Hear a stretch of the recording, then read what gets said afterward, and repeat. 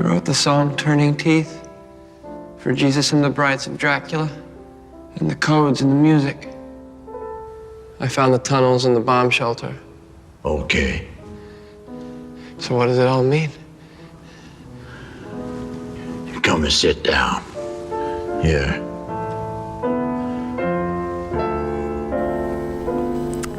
Il y a un an, débutait l'année 2018. Ah, 2018, on a vécu des bons moments ensemble. Du bon et du moins bon, comme chaque année finalement. Des surprises, des confirmations, des déceptions et toutes sortes de choses qui finissent en on. On aura commencé ensemble dès le mois de janvier où je délaissais Matt qui rétrécissait pour Jessica qui agrandissait ses gains au jeu.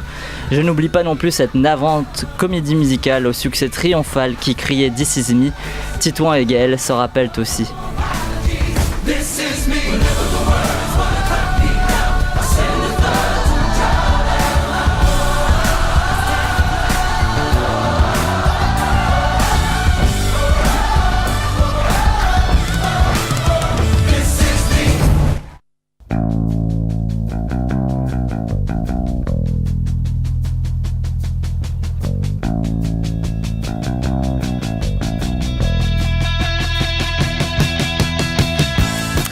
Mais 2018, tu as pu me surprendre. Je pense notamment à ces matinées à la patinoire en compagnie d'une mère pas terrible, à ces après-midi braquages en Espagne avec encore une fois une mère pas terrible, et puis ces nuits à Angoulême avec cette fois-ci un père évidemment pas terrible. On n'oubliera pas non plus ces soirées à Auckland où l'on marche la boule au ventre. 2018 a d'ailleurs eu le droit à son lot de séquences chocs et extraordinaires. C'est le cas d'un passage grandeur nature sur la Lune, d'une scène de combat à couper le souffle dans les toilettes du Grand Palais, ou encore de Timothée et la pêche magique, mais ça on en reparlera.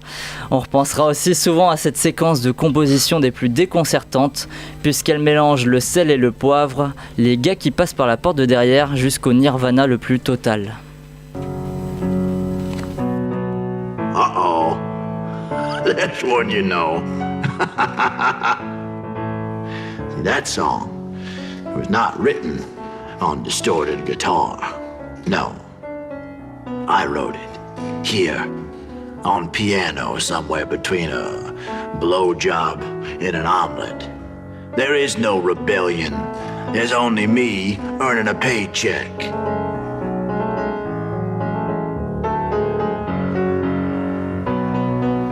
I don't believe you.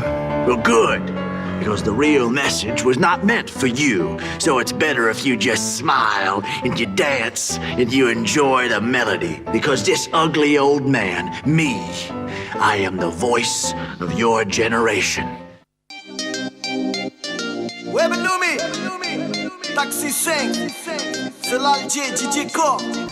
Malheureusement pour toi, 2018, tu n'as pas toujours été au niveau. C'est le cas concernant tes suites. Un taxi à Marseille en roue libre, une famille de super-héros plus si inventive, une star née aussitôt oubliée, mais aussi Meryl et Amanda qui auraient dû revoir leur B.A.B.A. Plus encore, 2018 aura été l'année de la famille, notamment durant les festivals et autres cérémonies de récompense. Une palme pour une affaire en famille, un César pour une famille de cœur, un Oscar pour récompenser la famille de monstres de Guillermo et un lion pour une famille quasi romaine d'une certaine manière.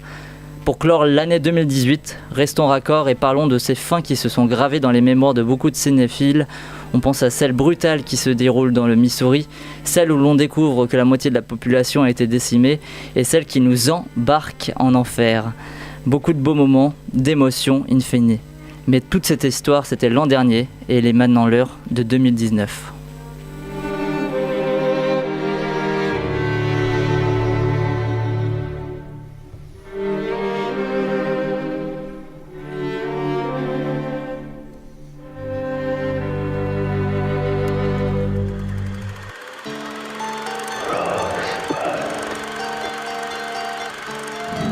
I'm sorry, Dave. I'm afraid I can't do that. Je vais lui faire une offre qu'il ne pourra pas refuser. Can she be late for her cinema show? Antoine Doinel, Antoine Doinel, Antoine Doinel, Antoine Doinel, Antoine Doinel, Antoine. Le monde se divise en deux catégories. Ceux qui ont un pistolet chargé et ceux qui creusent. Toi, tu creuses. Je suis un homme. Ah, personne n'est parfait. J'aime l'odeur du napalm au petit matin. Vous avez de la pâte, vous avez du sucre. Alors avec la pâte, vous faites une crêpe, puis vous mettez du sucre dessus. La mer suce des queues en enfer. And I am the best film director in the world.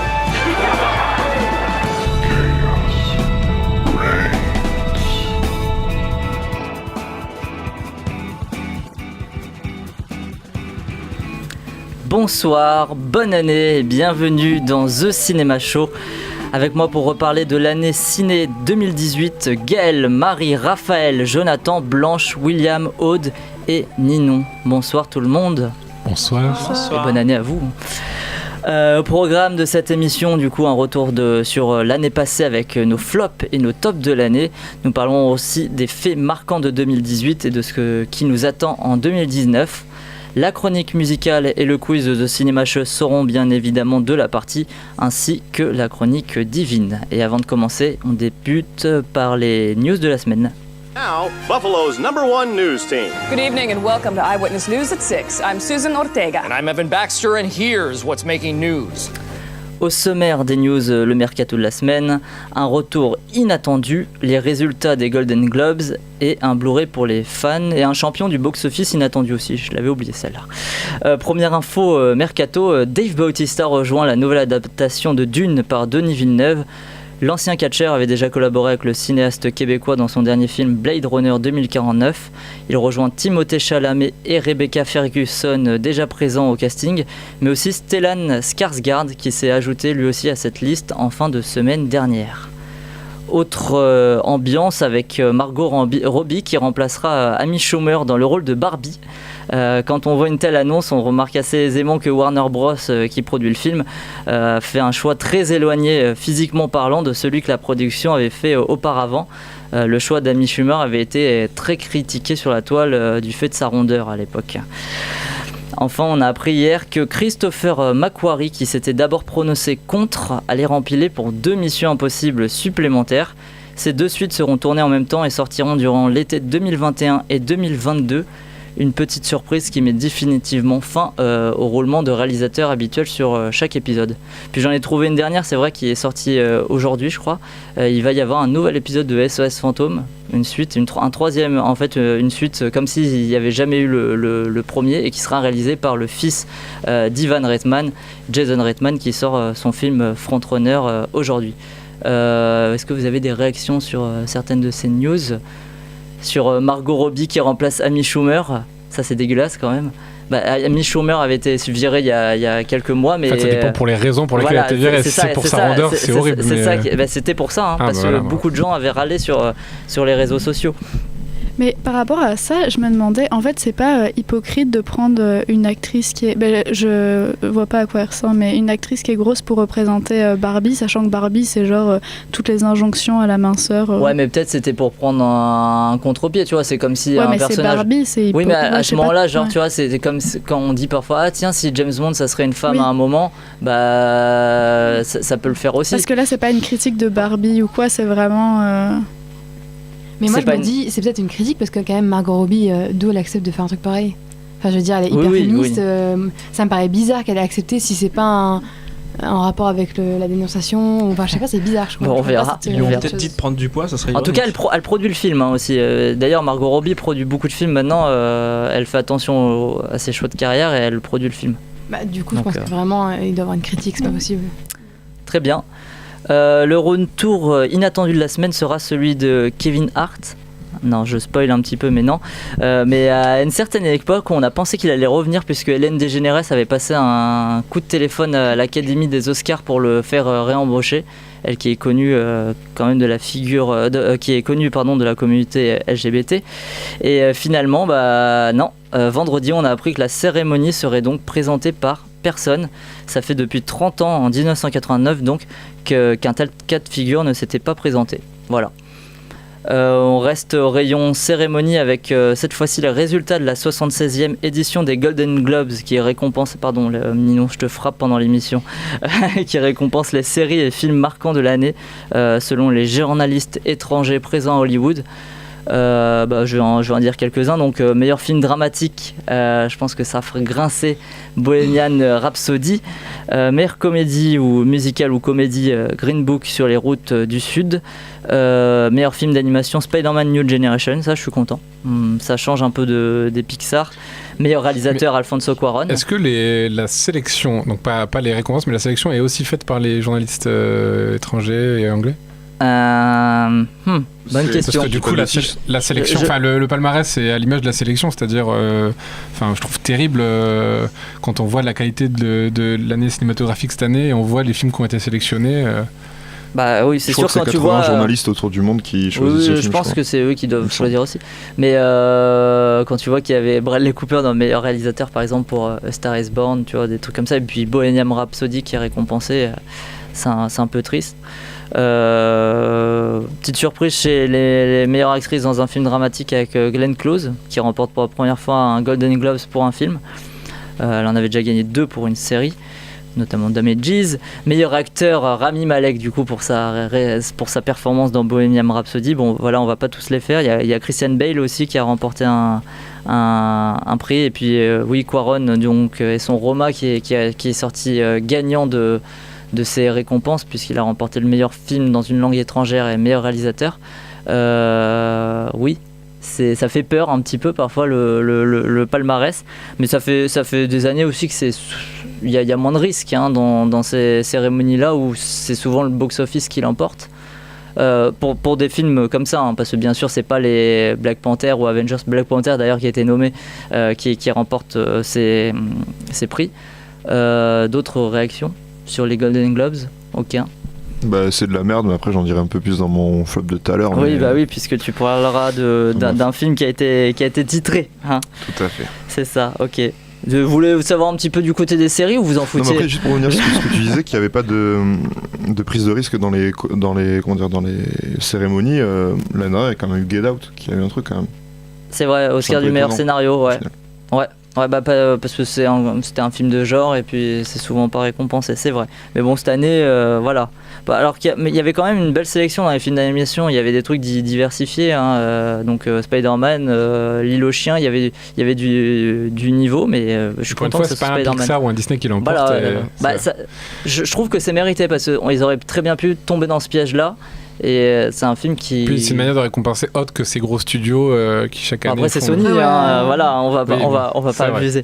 Il y avait Ma vie Tourgette il y a quelques années où là ça aurait été quelque chose de plus osé. Voilà, bon, très bien, ça c'était les Golden Globes. D'ailleurs on parlait de Bohemian Rhapsody, le succès surprise de l'an dernier, qui va s'offrir une édition Blu-ray de folie puisqu'elle contiendra 80 minutes de bonus, parmi lesquelles la version longue du concert Live Aid. Les chansons We Will Rock You et Crazy Little Thing Called Love seront dorénavant présentes. Les acheteurs auront aussi le droit à un comparatif entre le vrai concert et celui du film, ce que tu as gratuitement sur internet, de croire ravir les fans de Queen et du long métrage. L'un d'entre vous, est-ce qu'il y a quelqu'un qui veut se l'acheter là?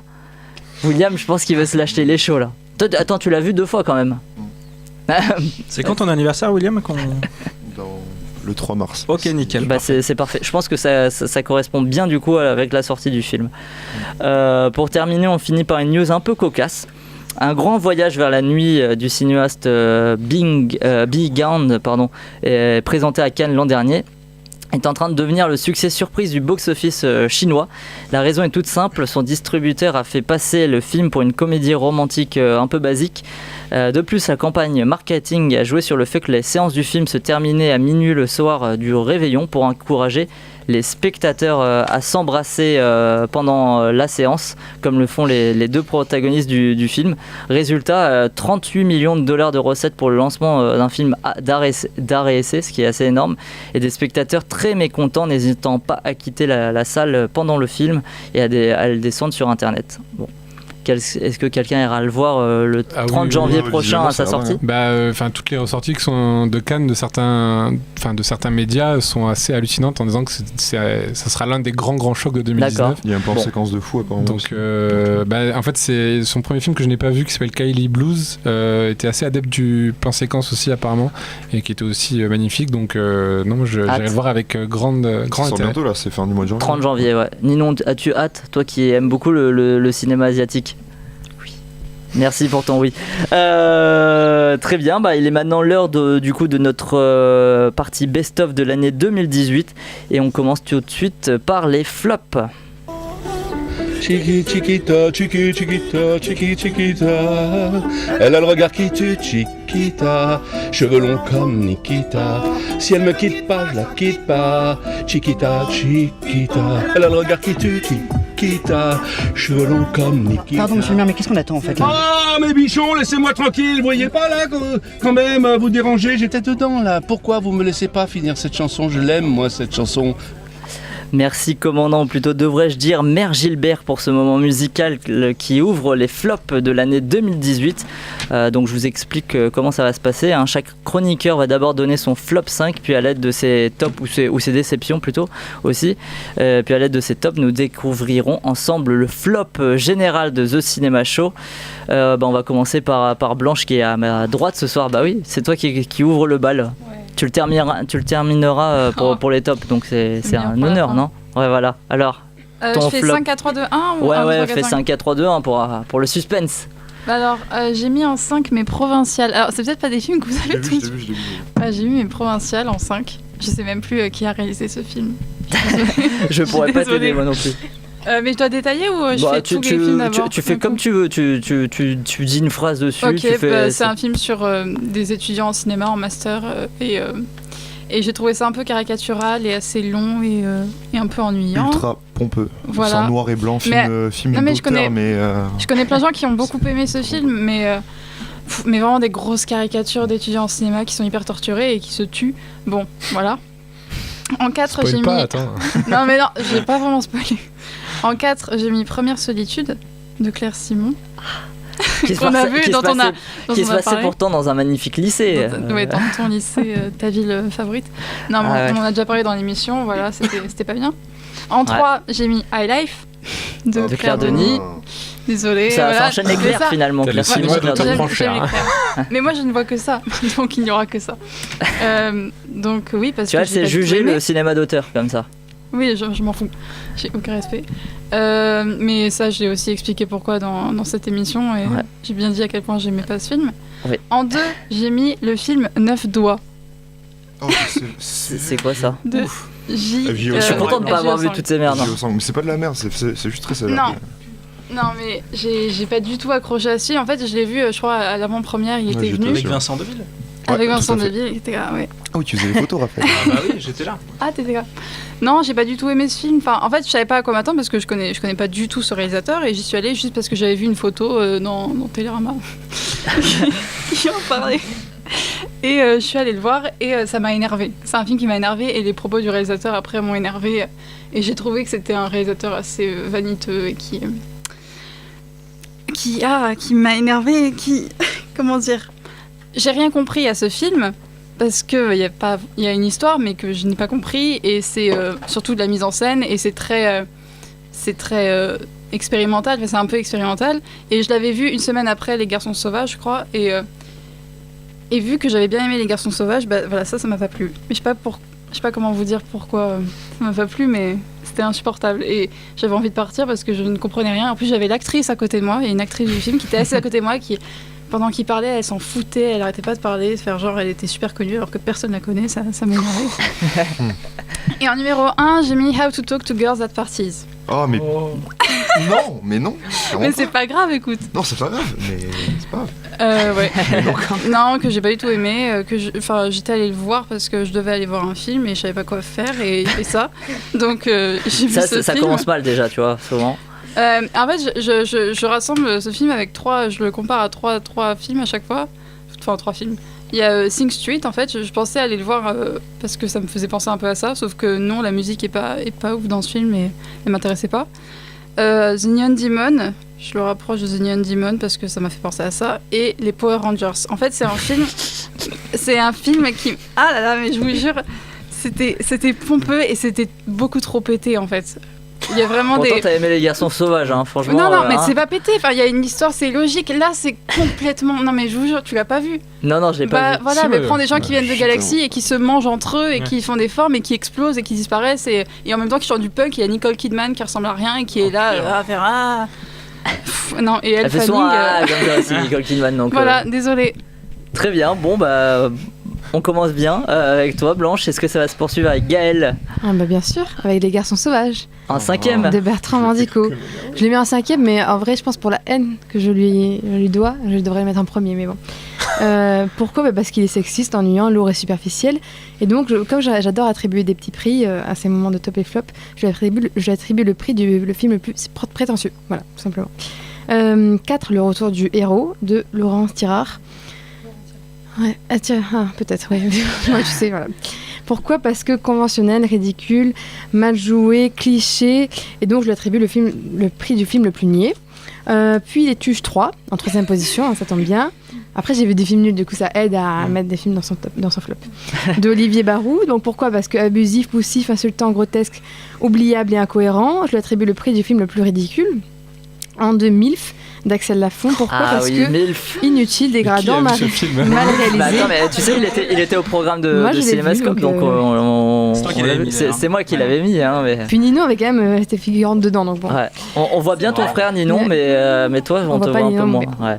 Mal réalisé, mal monté, donc mal joué.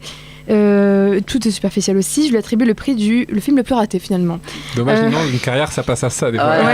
Ça aurait pu être un chef-d'œuvre et donc en grande première place Taxi 5 comme la petite musique du début. Merci de à toi, Franck Gaston Bide.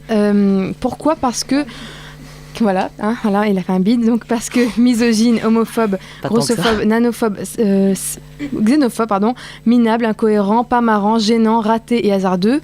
Donc je lui attribue le prix du film le plus dégradant. Le plus phobe. le plus phobe également. Et moi j'ai juste dit quelques prix quand même, parce que ça me faisait chier quand même de pas parler de tous les films que je déteste cette année. Et comme je suis une personne qui déteste beaucoup de choses, voilà, j'ai envie d'en parler un tout petit peu. Et du coup j'ai fait j'ai pris 3 films en plus de mon top 15, c'est-à-dire le film le plus... c'est quoi qui brasse le plus d'air? Voilà, le film qui brasse le plus d'air, c'est le 15h17 pour Paris de Clint Eastwood en 6e position. Puis j'avais mis aussi le film le plus dommage qu'il soit nul parce qu'on avait envie d'y croire, Gaston Lagaffe de Pierre-François Martin Laval en 9e position. Non, c'était ça, y croire. Et le film le plus américain cliché, Star is Born de Bradley Cooper en 12e position. Donc voilà pour mes flops, mais il y en a bien d'autres que j'ai envie d'en parler aussi. Mais voilà, à ne pas voir. D'accord, très bien. Raphaël. Alors moi je me rends compte que j'ai écrit... que je n'ai pas fait mon flop, que j'ai pas fait mon top. Alors, 5e position, Gaston Lagaffe et si on interdisait à Pierre-François Martin Laval de faire des adaptations. Et c'est une doléance qu'à mon avis, le grand débat national devrait parler. Puisque c'est horrible, cette première adaptation officielle de Gaston Lagaffe est mauvaise. Même si on sent que la volonté est là, le courant passe pas. Gaston Lagaffe en 2018 est un film à sketch mauvais avec un fil conducteur à peine cousu entre tous les sketchs. Alors, 4e place, Crowman de Nick Park. Alors certainement cette place était pour Taxi 5, mais l'immense déception pour le dernier Nick Park m'a tellement marqué que j'ai eu du mal à m'en remettre. Un design aux pâquerettes comparé à ses films précédents, un rythme mollasson, un sujet plutôt amusant, même si pour un fan de foot je me suis plutôt ennuyé. Alors Crowman n'a rien pour lui, ses premières minutes sont assez bien, la narration est pas mal. Le seul élément marrant c'est Hervé Matou qui est en commentateur sportif, donc c'est plutôt pas mal. 3e place, un raccourci dans le temps de Ava DuVernay, un Disney live tristement mauvais avec une direction artistique écœurante qui a des airs de Teletubbies avec un scénario aberrant de bons sentiments que Charles Wallace essaye bien tant bien que mal de rendre drôle indirectement. Tu sais, tu me donnes des frissons quand tu parles de ce film parce que ça me rappelle de beaux souvenirs. C'est vrai. Non mais c'est vrai que c'est plutôt un nanar, donc voilà, c'est plutôt marrant. 2e place, Les Tuches 3, une comédie bof à souhait avec un Jean-Paul Rouve en moustaché à la Hulk Hogan et élu président de la République, des personnages détestables, des blagues qui frôlent les abysses, mais surtout une lourdeur qui pèse sur le rythme et fait durer ce qui était déjà insupportable. Sans surprise, il m'a poussé donc à la sortie du film, c'est le seul film qui m'a fait sortir de la salle cette année. Ah ouais. Mais le premier, le livre d'images de Jean-Luc Godard. Donc Jean-Luc Godard au top de sa forme. Pour ceux qui ont eu la chance de ne pas le voir. Au flop de sa forme, ouais, t'aurais dû dire. Exactement. Pour ceux qui ont eu la chance de ne pas le voir, donc il nous lit avec une voix toute vieille, donc bon, tu sais, il y a déjà 30 ans, il avait cette voix là. Ouais, enfin bref, un texte idéologiquement chelou sur ses avis d'un kamikaze refoulé, donc c'est vraiment très mauvais. Je crois que Arte va le diffuser, mais c'est pas sorti en salle et heureusement. Mais Palme d'Or, je comprends pas. Palme d'Or ? Non, Palme d'Or, vraiment. Palme d'Or spécial. Oui, mais il est considéré comme une Palme d'Or. Très bien. Bon bah. J'ai les flops de Marie, mais j'ai pas envie de les lire. Non, mais c'est pas ça, c'est que le temps que je les prenne et tout, on va perdre du temps. Ok, donc, je très les bien. après. Aude, à ton tour de nous parler de tes flops. Moi, j'ai pas vu beaucoup de très mauvais films, du coup, ça va plus être des déceptions, mais c'est pas autant des flops, genre j'ai pas vu Les Tuches 3 ou. Bref. Dommage. Donc, en 5e position, j'ai mis Les Frères Sisters parce que je les trouvais ennuyants. Enfin, je me suis pas attachée au personnage. En 4e place, j'ai mis First Man parce que, pareil, je trouve que c'est le personnage le moins attachant du monde et le plus froid. Du coup, voilà. C'est mauvais film, elle a dit que c'était une déception. Elle a dit déception, c'est bon, c'est sa défense. Après, on lui cassera la gueule après l'émission, c'est pas grave. Là, on monte dans les mauvais films. En 3, j'ai mis Silent Voice parce que comment s'apitoyer sur le bourreau pendant tout le film. En 2, j'ai mis Libre parce que comment célébrer le sauveur blanc pendant 1h40. Et en 1, j'ai mis I Feel Good parce que comment faire une comédie pas drôle et avec un personnage qui évolue pas entre le début et la fin. Voilà. Très bien. Aude, Raphaël, tu as retrouvé tes notes de Marie. Je vais peut-être buter sur les mots, donc je vais lire un peu de diagonale. Donc c'est Les Garçons Sauvages à la 5e place. Un film qu'elle avait au diagonale d'ailleurs, exactement. Donc ça tombe bien que tu les aies en diagonale. Donc c'est tout pour moi, je serai le 12 à Quimper. Donc elle a détesté surtout avec les écueils que recevait le film. Donc voilà, elle a juste détesté. 4e place, Le Retour du héros, de Laurent Tirard. Pour l'instant c'est le flop de Gaël que tu es en train de nous lire. Ouais, tu t'es pas trompé. 3e place, Première solitude de Claire Simon.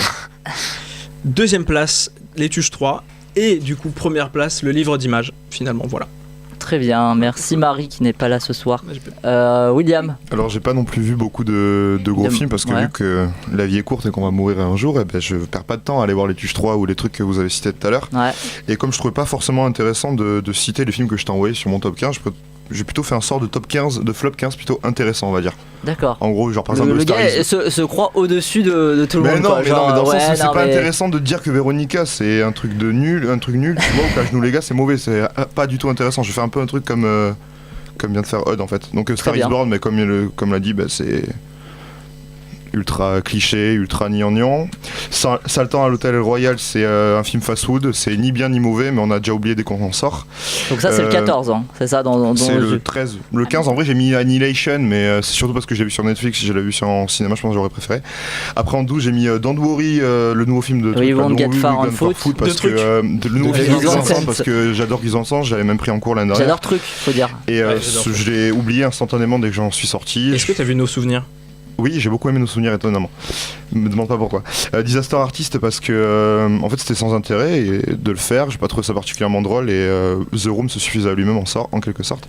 Black Landsman parce que non c'est pas un mauvais film, mais en fait on lui a donné j'étais à Cannes, j'avais vu la majorité des films qui étaient et on a donné en gros le Grand Prix, je sais plus quel prix on lui a donné, le Grand Prix, donc le second ou troisième meilleur film de la sélection. On en a vendu, tout le monde en parlait comme d'un chef-d'œuvre, et alors qu'en soi c'est un bon film mais sans plus. Suspiria, j'ai pas besoin de revenir sur tout ce que j'avais dit. Oui, t'as pas besoin, t'inquiète. C'est pas un mauvais film, mais le mec a pas réussi à savoir ce qu'il avait entre les mains. Fleuve Noir, le film avec Romain Duris et Vincent Cassel, c'est un nanar dans le sens que le mec pense faire un bon film mais il en fait un ultra mauvais, les acteurs sont en roue libre, c'est vraiment pas bon. Downsizing parce que le scénario de base était vachement intéressant et qu'il sait pas du tout quoi en faire et qu'au final il fait quelque chose de très mauvais. Mortal Engines parce que la facilité d'écriture à son paroxysme, des personnages qui ne sont là juste pour faire avancer l'action et on les revoit pas, sans intérêt. En 5, Bohemian Rhapsody parce que je l'avais vu, j'avais trouvé ça pas mal, mais même quand on en avait parlé à l'émission, j'avais dit je sens que je l'aimais pour la hype, mais que si je le revois, je vais le détester. Je l'ai revu, et effectivement, et puis Tu l'as revu au cinéma ? Non, je l'ai revu chez moi. Et toute cette hype qu'il y a autour de films, le fait que pour la majorité des gens, c'est le meilleur film de l'année. En fait, c'est comme j'ai dit tout à l'heure pour Satan à l'Hôtel Royal, c'est vraiment c'est McDo en fait. On vous sert ce que non, pas la même chose exactement, mais on vous sert ce que les gens ont envie de vous servir. En plus, on ment sur la vraie histoire du groupe. On fait un truc ultra policé. C'est dommage, alors que si ça avait été un biopic sur Police, là ça aurait été bon. Mais ça c'est parce que t'as pas vu le Blu-ray avec les 15 minutes de plus. Non, enfin bref, là ça collerait vraiment. J'en ai ras le cul qu'on sorte que c'est un des meilleurs films de tous les temps, que j'en entends parler tout le temps, ça me saoule. 15h17 pour Paris parce que manger des glaces à Venise, c'est quand même cool. Est-ce que tu peux arrêter de me couper s'il te plaît, ça c'est jamais. C'est William qui me dit ça. Non, mais franchement, je vais tout couper. Est-ce que William tu peux faire un top 5 comme tout le monde ou pas? Là je suis au 4, en soi je suis bien là. 15h17 pour Paris parce que Pendant 1 heure, on voit des gens qui sont en train de faire leur... c'est un film de vacances en fait et on s'en fout un peu. Solo Star Wars Story parce que c'est 20 minutes d'action, puis entrecoupé, puis un développement de personnage de 5 minutes, puis de l'action, puis de l'action, puis de l'action, enfin bref c'est de la merde. The Greatest Showman parce que c'est une comédie musicale ignoble. En fait en gros c'est un film de Disney Channel mais avec un peu plus de budget, donc c'est nul. Vrai. Et en premier le livre d'images parce que Godard est un sale con, qu'il chie à la gueule des gens et que les gens disent ah j'aime bien qu'on me chie sur la gueule, donc c'est un peu de la merde. Sans oublier son texte comme l'a dit Raphaël de je suis pour la guerre, je suis avec derrière les bombes alors que le mec vit dans un petit village en Suisse et va chercher ses salades tous les matins. Et puis voilà, il te coupe le son de temps en temps, il te met sur la baffe de gauche, sur la baffe de droite des explosions de guerre pour te réveiller parce qu'il sait que vu qu'il fait de la merde, les gens vont dormir, donc faut bien réveiller les gens. Et puis c'est même pas un film en soi, en fait c'est une vidéo YouTube d'un mec qui a pris plein de trucs différents et qui a fait un montage avec en changeant un peu la couleur et la colorimétrie, il a sorti ça. Voilà. YouTube Poop. Ça, voilà. YouTube Merci Poop, pour c'est la grosse merde. ton flop 5. Merci pour ton flop 5, William. On peut tous remercier William pour son flop 5. Merci William. Merci Le top contiendra 5 films seulement. Merci. C'est pareil pour le top en vrai. C'était indigeste, comme dirait Jonathan. Jonathan, à toi. Bon, je vais pas faire de hiérarchie parce que hiérarchiser les merdes, c'est pas très, très passionnant. Allez, la comédie française, voilà, de base, retenez qu'il y a eu En Liberté, Le Grand Bain, etc. comme bonne comédie française de l'année, donc allez-y. Mais on peut pas oublier La Ch'tite Famille et son 0 degré de cinéma, Taxi 5. Donc ça, c'est ton premier, ça. Hein. Non, ah, enfin, oui. c'est... Oui, tu me les as hiérarchisés pour moi, en fait. Taxi 5, Le Doudou, Spirou, Gaston Lagaffe, toutes les adaptations, voilà. 15h17 pour Paris, voilà. Du vide qui ne raconte rien sur l'héroïsme et sur le courage. C'est juste... le pire film de Clint Eastwood de toute sa carrière. Greatest Showman aussi, c'est vrai, je suis d'accord, c'est de la comédie musicale pour des enfants de 2 mois, enfin ça n'a aucun intérêt. Et après voilà, je vais parler d'un film que je ne déteste pas mais qui est une énorme déception. Je préférais plus m'attarder là-dessus parce qu'il est dans beaucoup de tops que j'ai vu passer sur internet. C'est Mektoub My Love de Keshish qui... Quanto Uno, respecte. Quanto Uno qui m'a déçu profondément parce que La vie d'Adèle était un chef-d'œuvre absolu et que là on est techniquement très faible, il y a des problèmes de montage, d'étalonnage, de son et d'image, rarement vu un tel niveau d'amateurisme chez un grand cinéaste et moralement douteux, la vision des femmes est exécrable, c'est-à-dire qu'un exemple, un moment la fille se baisse pour ramasser une chaussette, hop la caméra suit le mouvement de ses fesses, enfin c'est la scène dans la discothèque aussi. Dans la discothèque, voilà, il y a un vrai problème de... Oui, son cul dépasse tout le temps du champ, ça c'est vrai. Il y a un vrai problème de morale sur la vision de la jeunesse des femmes et je trouve ça très désolant pour un cinéaste qui pourtant avait des choses à dire. Donc il reste le naturalisme à la Keshish que j'aime beaucoup mais qui devient insignifiant face à tant d'amateurisme et d'esprit assez réduit. Voilà. Très bien, merci Jonathan. Ninon, à ton tour, prends le micro, vas-y, vole-lui. Alors j'ai vu beaucoup de films nuls, mais je vais pas avoir besoin d'expliquer pourquoi ils sont pourris parce que c'est juste évident. Donc en 5e, November Criminals. En 4e, ça c'est avec Pierce Brosnan, non? Non, c'est avec Chloé Grace Moretz. Ah, c'est autre chose, ok. Ouais, c'est un truc tout nul, pourri. Ensuite, Mektoub My Love Quanto Uno. Ça c'est avec Pierce Brosnan. Ouais, voilà, c'est ça. On voit son cul tout le long du film. Ensuite, Action ou Vérité, le film d'horreur, là, qui est tout nul aussi. 2, MILF. Et enfin, 50 nuances plus claires. Toi, tu mets des films dans lesquels t'as joué dedans. Non, mais tu mets des films dans lesquels t'as joué dedans dans ton flop. Ça, c'est beau. Est-ce que t'as vu les autres 50 nuances Oui. Ah, tu persévères en plus. Il faut voir les bons comme les mauvais, comme ça on peut comparer. Ah, mais il y a des bons de 50 Non, mais les bons films comme les mauvais. Ah, d'accord, très bien. J'ai vu que Hugo, qui nous suit sur internet, lui a parlé d'une déception lui aussi, et Mortal Engines. Je sais pas s'il y en a qui l'ont vu autour de la table. Raph? Oui, ouais, mais moi j'ai beaucoup apprécié. Je connais ses défauts, mais j'ai beaucoup apprécié le film. Et toi, Jonathan? Oui, non, je suis d'accord pour dire que c'est pas un très bon film, pas très bien. Enfin, avec des bonnes idées, mais un calibrage de blockbuster pas du tout à la hauteur de ce que ça aurait pu être.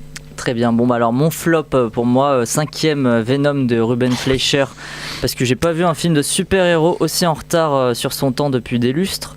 4e Gaston Lagaffe de Pierre-François Martin Laval, parce que c'était très gênant. 3e The Greatest Showman de Michael Grassi, parce que de la musique aux danses en passant par les acteurs, tout sonnait faux. Deuxième, Mon Quête de François Damiens, parce que Happy Birthday Mr. Sullivan, pour ceux qui ont vu le film, vous vous en souviendrez. D'ailleurs, c'est mon meilleur souvenir ciné de l'année, par contre. Meilleure séance, c'était incroyable. Je me suis bien amusé, on était 2 dans la salle et on a bien rigolé. Premier MILF d'Axel Lafont, parce que c'était mauvais de chez mauvais de chez mauvais. Le non-cinéma à l'état pur, et parce que ça m'a rappelé que quand tu cherches une affiche de film, il vaut mieux pas taper juste MILF tout seul, sinon tu tombes sur des trucs un peu bizarres. Donc le flop général de The Cinema Show, vous pensez qui est premier? Petit sondage là comme ça. Taxi 5.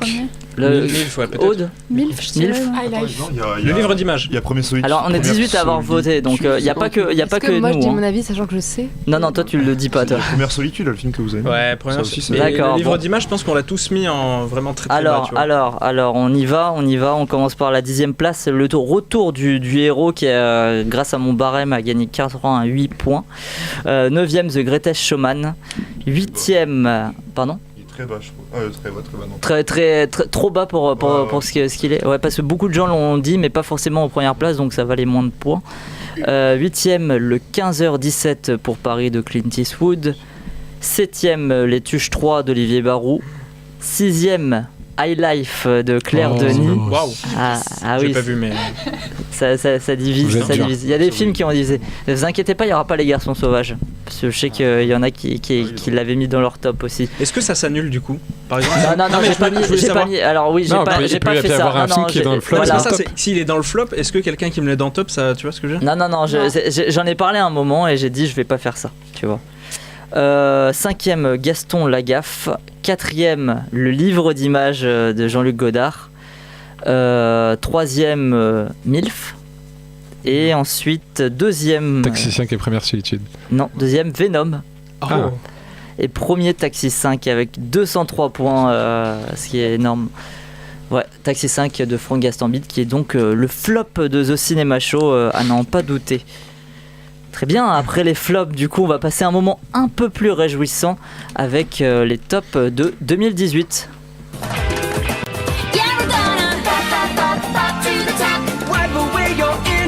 Stop, do the rock and stir yourself. Straight to the top, going for the glory. We'll keep stepping up and we just won't stop. Till we reach the top, to the top. Et oui, comme vous l'aimez bien, je vous ai offert le jingle top en XXL pour ce top de l'année 2018 XXL. Donc comme pour les flops, on débute par les tops de chaque chroniqueur avant le top général. On va commencer par toi, Ninon, cette fois pour changer de sens. Donc ton top 5, Ninon, de l'année 2018, et on nous demandera bien sûr aussi le top 5 de William, et non son top 15. Alors malheureusement j'ai pas vu tous les bons films, mais avec ce que j'ai vu, donc je dirais 5 Capharnaüm. D'accord. 4 Moi Tonya. Tu vois, Capharnaüm qui a été cité dans pas mal de flops là, notamment de ces deux loustiques. Oui, mais ils sont nuls, c'est pour ça. Ensuite 4 Moi Tonya. Très bien. 3 Black Landsman. 2 Parvana, une enfance en Afghanistan. Et premier, Three Billboards, les panneaux de la vengeance. Voilà, très faites bien. mieux. Jonathan, à toi de faire mieux.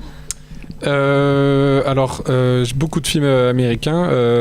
5e, Blade Spotting, qui est une petite pépite indépendante venue des États-Unis, qui est très réjouissante, constamment inventive, rythmée au calibre des punchlines. Un portrait de l'Amérique et de ses problèmes. C'était un grand coup de cœur que je vous invite à voir, parce que c'est pas sorti dans beaucoup de cinéma et ça vaut vraiment le coup. En 4e, Three Billboards, une grande fresque sur la justice et le pardon dans une Amérique rongée par la violence. Je trouvais ça assez brillant, il m'a un peu suivi toute l'année. 3e, Ready Player One de Spielberg, un magnifique Spielberg que je trouve d'une grande modernité et qui a aussi conscience de tout son héritage de la pop culture que Spielberg a lui-même façonné. Voilà, c'est un film neuf, calibré pour du divertissement de haute volée, et j'ai pris un vrai plaisir, même pas coupable. 2e, Hostile, l'un des plus grands westerns de ces dernières années. Je suis complètement ébahi par le souffle de ce film et la profondeur humaine et mystique qu'arrive à insuffler Scott Cooper, et qui confirme après Crazy Heart et Les Brasiers de la colère clair que c'est un cinéaste américain qui a des choses à dire. Et premier, Call Me By Your Name de Luca Guadagnino, que je trouve une flamboyante romance avec une délicatesse, un sens de la légèreté. On sent l'été dans tous les pores de ce film. Dans Make To My Love aussi, on le sentait. Hein. Oui, mais non. Dans tous les pores aussi. Hein. Voilà, non, je trouve que c'est vraiment un film, un très beau film, une très belle histoire d'amour et d'une intelligence assez bouleversante. Et je garde avec moi la scène de la discussion avec son père que je trouve poignante. Voilà. Très bien. William. Bon, du coup, vu qu'on ne veut pas me laisser parler, je vais faire mon top 5. Du coup, en 5, je vais mettre The House That Jack Built, donc le nouveau film de Lars von Trier. C'est le film le plus drôle de l'année pour moi. Je suis d'accord. Bien sûr, c'est de l'humour noir, hein, mais moi, ça me fait énormément rire. Il y a beaucoup de subversif, beaucoup d'esthétisme et beaucoup de mise en scène, donc moi, c'est tout ce qui me parle. Et puis tuer des enfants, ça fait toujours rire finalement. Bien, ouais. Ça va revenir 2 fois dans mon top d'ailleurs, tuer des enfants. Blind Spotting. T'as un peu un Jean-Luc Godard dans l'âme finalement, tu vois. Kamikaze et tout. En 4, du coup, Blind Spotting, donc c'est un film ultra moderne dans l'Amérique d'aujourd'hui, c'est un film très politique mais qui est pas du tout lourd. C'est un film dans la suite de Get Out sur pas mal de points et c'est un film qui touche à tout et qui ne se trompe jamais. En 3, j'ai mis Un couteau dans le cœur de Yann Gonzalez parce que c'est un giallo moderne, donc il y a pas mal de clins d'œil à Argento et je suis un gros fan d'Argento donc ça m'a fait plaisir. C'est une esthétique ultra léchée aussi. Et malgré le fait que Vanessa Paradis elle a un niveau de jeu qui est égal à René Latop, le film reste quand même ultra bon et c'est un petit peu de vent frais tout en faisant du déjà vu. En 2, j'ai mis Under the Silver Lake parce que c'est tout ce que j'aime au cinéma, donc le mystère, les théories à foison, les références, le voyeurisme, et c'est un film qui gagne à être revu. Et en numéro 1, c'est pas une surprise, du coup j'ai mis Climax de Gaspard Noé parce que c'est la plus grande expérience de l'année. C'est un film barge, un mélange de tous ces films, et après c'est pas du tout étonnant vu que c'est un petit peu mon réalisateur préféré. Et donc juste après, je cite les films, j'en dis pas plus. Non, parce que j'ai eu trop de bons films cette année pour pas citer. Mais tout le monde, on est tous logés à la même ancienne. Les Garçons Sauvages parce que c'était une esthétique folle. Très bien, oui. High Life pareil. Et puis ta gueule. En vrai, moi aussi, je cite juste 3 films. Cite-en 2 autres, vas-y. Okay, alors High Life. Donc High Life, esthétique et dérangeant, moi j'ai adoré personnellement. Donc 2 films qui ont été beaucoup cités dans les flops, je le rappelle. Voilà, c'est pour ça que j'en cite. Leto pour le noir et blanc magnifique, Cold War pour le noir et blanc aussi magnifique, l'esthétisme et l'histoire d'amour. Et bon, je vais finir par. À 10, hein, fais gaffe. Je finis par Call Me By Your Name parce que c'est un film bouleversant parce qui nous renvoie à notre adolescence qui est à la fois très proche et à la fois très lointaine et ça renvoie aux histoires d'amour qu'on a tous perdues. Et à ces gens à qui on a tout donné. Alors vas-y, finis Vincent Moscato. Tu peux regarder la caméra si tu veux. Tu veux t'adresser à quelqu'un. Bref, non, je m'adresse à personne. Voilà, c'est tout pour moi. Très bien, c'est tout pour toi. Ouais. C'est déjà beaucoup.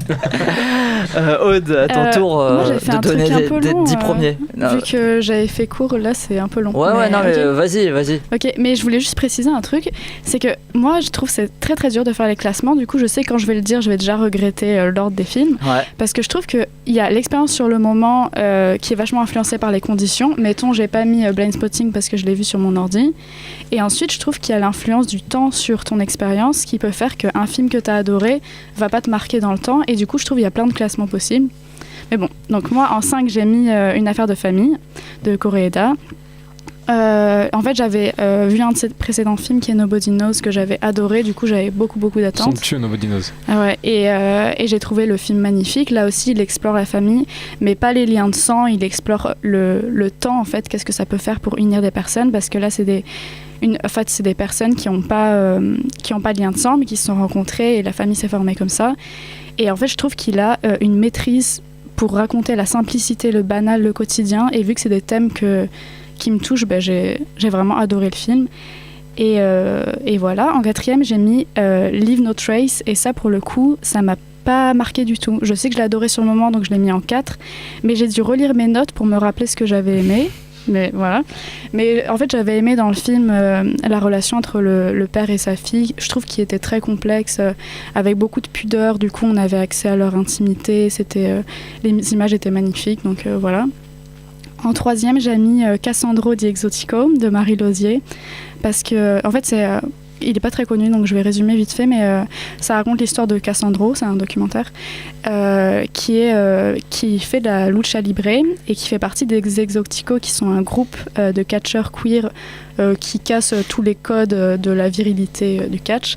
Et en fait, on sent vraiment que la réalisatrice, elle a tissé une vraie amitié avec Cassandro. Du coup, on a accès à tout ce qu'il ressent, tout ce qu'il pense, et on développe beaucoup d'empathie pour lui. Et puis, il y a un côté un peu expérimental dans les images et le montage qui fait que ça fait un objet qui est vraiment très très réussi. C'est vraiment un film à voir. En deuxième, j'ai mis Call Me By Your Name, parce que ça, pour le coup, je pense que je l'ai vu dans les meilleures conditions possibles. C'était l'année dernière quand j'étais au Québec, en début février, il faisait super froid, ça faisait 6 mois que j'avais pas vu les paysages en France, et là, du coup, j'ai complètement plongé dans le film. Je trouve qu'il est très très immersif, comme tu disais, Jonathan. Je trouve que ça soit l'ambiance sonore de la campagne italienne, que ça soit le soleil, la musique, la littérature, la nourriture, enfin tous les baignades, c'est très sensoriel. Les pêches. Et du coup, c'est une expérience qui m'a vraiment marquée, et du coup, je l'aime beaucoup, même si je sais qu'il a beaucoup de défauts.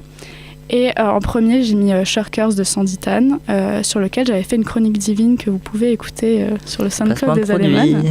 Non, mais pour expliquer vite fait, parce que pareil, c'est pas du tout connu, mais en gros, c'est une réalisatrice qui a fait un film quand elle était jeune, quand elle avait 21 ans. Elle a écrit et joué dans un long métrage, sauf que ça a été réalisé par son professeur qui a disparu avec les bobines qu'il a volées. Et donc, en fait, elle récupère les bobines 2 années après, et elle fait un documentaire de cette histoire qui est vraiment incroyable. Et en fait, je trouve qu'elle est hyper attachante. Moi, c'est une personne que j'aurais aimé rencontrer à cette époque, parce que elle est vraiment super cool. Genre, elle faisait des fanzines punk underground quand elle était jeune. Elle est fan de musique. Elle a écrit un film, genre elle était super jeune et tout. Et puis elle filme le Singapour des années 80, et ça fait des images qui sont vraiment magnifiques. Le documentaire, je vous conseille vraiment de le voir. Voilà. Il est sur Netflix, hein, ouais, c'est ça. Ok. Raphaël, tu commences par ton top ou celui de Marie ? Par le mien. Non, mais après, celui de Marie. Voilà. Mais comme tout à l'heure, je vais pas enchaîner. Enfin bref. 5e place, Blind Spotting. Donc je vais répéter tout ce que tout le monde a dit, mais bon, c'était un film qui marque un peu à la hache la terreur de ce qu'est le port d'armes aux États-Unis. Au-delà de ça, Carlos Lopez Estrada construit une sympathie presque instantanée avec ses personnages, et la scène, des scènes hilarantes avec un humour qui a été repris d'ailleurs dans Ant-Man. Je sais pas si vous avez fait le lien. Ouais. Plutôt repris d'Ant-Man. Oui, repris dans Ant-Man. Oui, effectivement. Avec une fin qui brille de mille feux, avec un rap aussi bien senti, avec des super phrases. 4e, le film Les Heures Sombres, qui est sorti en début janvier, qui est resté pour moi la grande fresque historique de l'année. Gary Oldman sous la peau d'un Churchill à la limite de l'ulcère, une performance à part entière. Même sans sa tartine de maquillage et sa prothèse, on sent qu'il est vraiment imprégné par le personnage. Les Heures Sombres aussi, c'est aussi une super photo, mention spéciale à Bruno Delbonnel qui fait un peu un nirvana rétinien dès qu'on regarde le film. Enfin, je trouve qu'il y a une super réalisation aussi. On sent que Churchill est aussi dans la bataille. Il y avait le film Dunkerque qui parlait de la même guerre, enfin de la même, en tout cas la même période en tout cas. Ouais. Et je trouve que c'est un bon pendant à Dunkerque. Les Heures Sombres. C'est ce qui se passe pendant qu'il y a Dunkerque finalement. Donc on peut avoir les deux. 3e place, Ni juge ni soumise, d'Yvan Ignan et Jean Libon.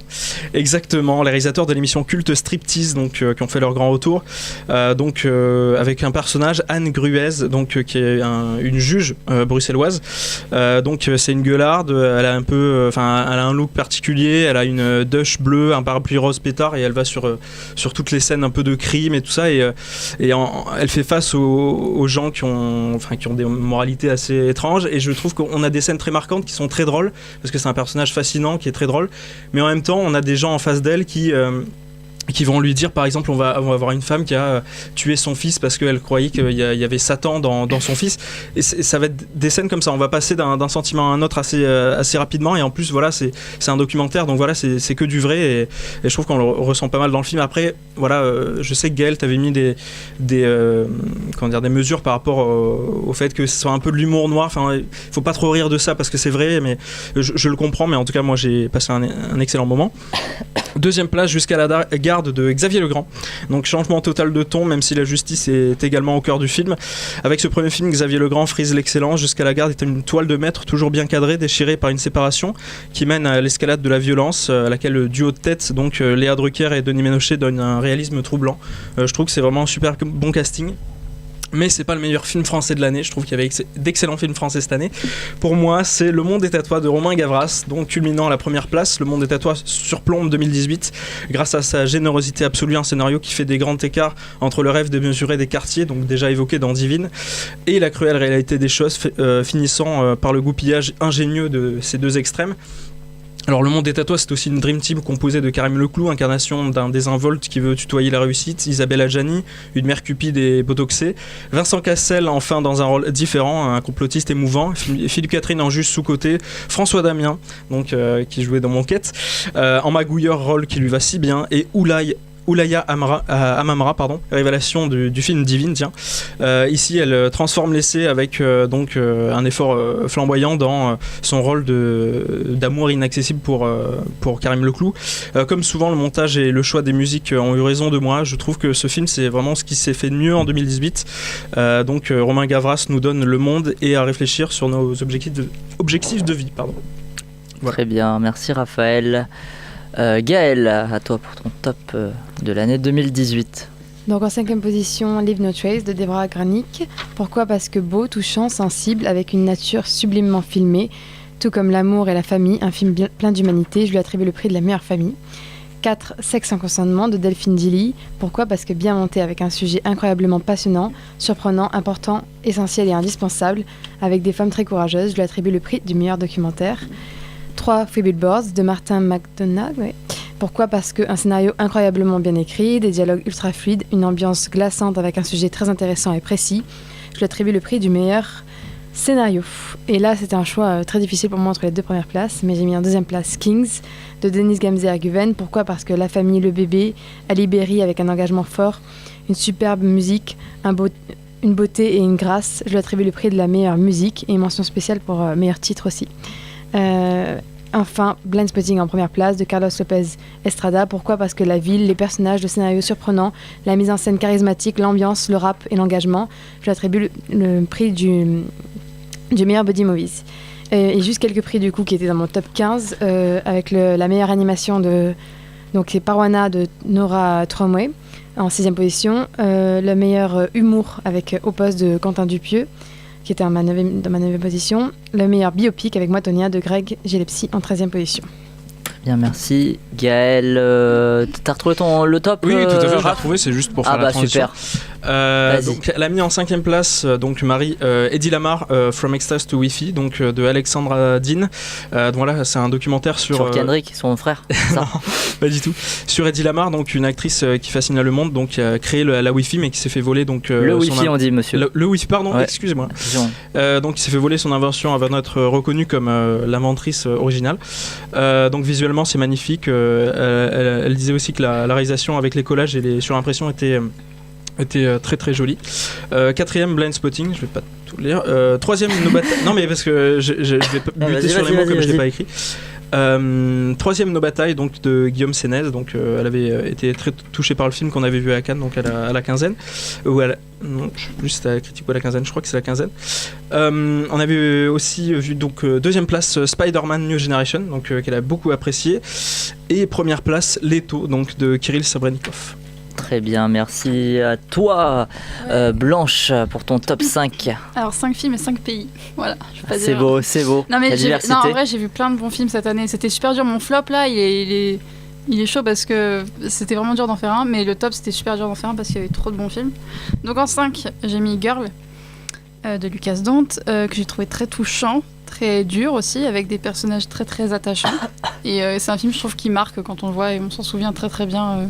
C'est pas Misérabiliste aussi, c'est ça que j'ai trouvé super bien dans ce film. Ah oui, non, mais moi j'ai rien à dire de négatif sur ce film. Moi, tu sais que j'ai à en dire, mais. Oui. Ah bon ? Bah non, mais en gros c'est sympa, mais sans plus. Oui, d'accord. Oh là là. Non, mais ok, bon, toi de toute façon. Ensuite, en 4, j'ai mis Roma de Cuarón, et je l'ai mis en 4. Petit film, ça, je connais pas. Parce que je suis triste qu'il soit pas sorti au cinéma, parce que pour moi c'est un film de cinéma et pas un film de Netflix. Donc c'est dommage, surtout je rappelle que mon écran buguait. C'est vrai. Surtout en voyant. Non mais c'est très touchant et c'est magnifique, c'est super beau, c'est un noir et blanc sublime et des acteurs non professionnels qui jouent très bien et c'est tout ce que j'aime. Voilà. En 3, j'ai mis Leto. Parce que c'est un film qui rend heureux, qui est touchant, c'est un film vivant qui s'éclate musicalement et aussi dans sa forme, et qui m'a réconcilié avec le peuple russe. Voilà, j'ai aimé ces gens. En 2, j'ai mis Jusqu'à la garde, parce que pour moi c'est un des meilleurs films français de l'année, qui m'a fait... j'étais pas bien du tout, et je l'ai revu et j'étais encore moins bien parce que je savais tout ce qui allait se passer dans ce film. Et c'est un film, je trouve, excellent pour être un premier long métrage, et j'espère qu'il va rafler des Césars, vraiment. Voilà. Et apparemment, il y a quelqu'un qui nous dit dans le chat que Roma il passe à l'Utopia en janvier. Je sais pas si c'est vrai ou si c'est une blague. Mais... Ouais, sûrement. Pardon. Non, je rigole pour autre chose. Mais... oui, bah, sûrement. Bah tant mieux. Ça doit être le cas. Allez le voir, franchement, si vous l'avez pas vu, si vous n'avez pas Netflix, vous allez le voir. Et je pourrais retourner le voir, tout à fait. Bon, après, c'est. Moi aussi. Bon. Tiens, Gaël, tu l'as pas vu non plus, Roma, donc tu pourras aller le voir. Regarde-le. Je disais, oui, Jusqu'à la garde. Merci, Hugo. Et c'est des magnifiques séquences. Je vous invite tous à le voir. C'est. Oui. Je trouve quand même que la première heure est assez. Mou, mal, elle est un peu, mal. ouais, la première heure, moi j'étais un petit peu à l'extérieur, et c'est à partir du moment où il se passe, il lui arrive, un personnage principal, ce qui lui arrive, sans vouloir spoiler, que ça commence vraiment, que l'histoire commence. Je trouve moi qu'il se passe tout le temps forte. quelque chose. En fait, vu qu'il y a que je crois 4 ou 5 séquences dans le film, c'est pas très. Il y a pas vraiment de début et de fin. Enfin, vous parlez de Roma ou de Jusqu'à la garde? Non, Jusqu'à la garde. Non, je parle de Roma, moi. Je parle de Roma. Moi, je croyais que tu parlais de Jusqu'à la garde. Non, moi je parle de Roma. C'est bien ce qu'il me semble. D'accord. Il y a eu Leto quand même entre temps. Oui, j'avoue. Oui, non, mais c'est parce que. Non, mais lui, il était encore à la 13e place, c'est pour ça. Oui, 13e, il fait son flop. D'accord. Et Roma, t'es pas rentré dedans? Sinon, peut-être on va laisser Blanche. Oui, non, mais Attends, mais. Attends, mais du coup, je réfléchis à ce qui se passe. Ah, d'accord, j'ai compris. Blanche voulait répondre. Ouais, non, moi non. Voilà, merci. Désolé, William. Donc voilà, allez voir Jusqu'à la garde si vous pouvez, parce que c'est très fort, et on compare souvent à Shining et à La Nuit du Chasseur. Surtout La Nuit du Chasseur, c'est assez bien comme référence. Et en numéro 1, j'ai mis Call Me By Your Name, qui je trouve est un très grand film de cinéma qui fait beaucoup de bien, qui rend heureux, qui est touchant, qui donne faim, qui donne chaud, et qui est absolument magnifique. Et le père... c'est le père numéro 1 dans le cinéma, dans ce film. Michael Stolberg. Voilà. Et j'ai 3... Ouais, Michael Stolberg. Et j'ai trois du coup, mentions. Vas-y. Que j'avais mis après. Phantom Thread, Phantom Samson, Une affaire de famille et Lady Bird. Et voilà. Et je pense que le père de Lady Bird, le père de Girl et le père de Call Me By Your Name sont les meilleurs pères de cette année au cinéma. Il y a un classement des pères. Quand même. Et le père d'une affaire de famille est pas mal aussi. Très bien, merci Blanche. Il y a d'ailleurs Hugo qui nous a donné l'info pour l'Utopia, pour Roma, qui a lui adoré Hérédité, qu'il a vu. Je sais que Nina était dans le top de Nina. Voilà, on peut pas parler de 15 films malheureusement, mais meilleur film d'horreur de ces dernières années. Ouais, je suis d'accord. De très très loin. Très bien. Pas un jumpscare et de la tension. Si, il y en a 2-3, mais ils sont utilisés intelligemment, et pour une fois, il y a un film d'horreur avec un scénario, donc c'est bien. Et des acteurs. Alors, moi j'ai mis 5e du coup, The House That Jack Built de Lars von Trier. Pour cette plongée dans la peau d'un tueur. 4e, Free Billboards, Les panneaux de la vengeance de Martin McDonagh, pour son réécriture irréprochable, tu l'as toi-même dit, Gaël. 3e, je vais faire plaisir à qu'une seule personne, du coup, vu vos têtes quand il l'a annoncé, Le monde est à toi de Romain Gavras, pour son humour réjouissant dans la comédie française actuelle. 2e, parce que je mets toujours un gros blockbuster et parce que j'aime beaucoup ça, Avengers Infinity War des frères Russo pour son final. Et 1er, First Man de Damien Chazelle pour son rapport à l'intime et à l'extraordinaire. Aude qui me fait un petit sourire de... T'as pas mis Mission Impossible 6? Non. Non, excellent film. Il est 7ème dans mon top. Ouais. Il est 7ème dans mon top, je crois bien. Alors, vous pensez, comme pour les flops, qui a fini premier là? Est-ce que je peux dire juste un truc, je rajoute un film, parce que ça me fait mal au cœur qu'on n'en parle pas. C'est Sherazade de Jean-Bernard Marlin, qui est pour moi le meilleur film français de cette année. On en a quasiment pas parlé, pas beaucoup de gens qui l'ont vu. C'est d'un naturalisme fou et au service d'une grande histoire de cinéma. Donc je vous conseille de le voir dès que vous pouvez vous le procurer. Voilà, ça se passait un peu à côté, mais c'est un très grand film français. Très bien. John dit donc a trouvé qui s'occupe de la vidéo. John, ce soir encore merci. A trouvé la date. C'est donc le 23 janvier à l'Utopia que passe Roma. Passe qu'un soir. Oui. Que le 23. Ah bah oui, c'est une séance unique. D'accord. Ah oui, allez-y, mais bon.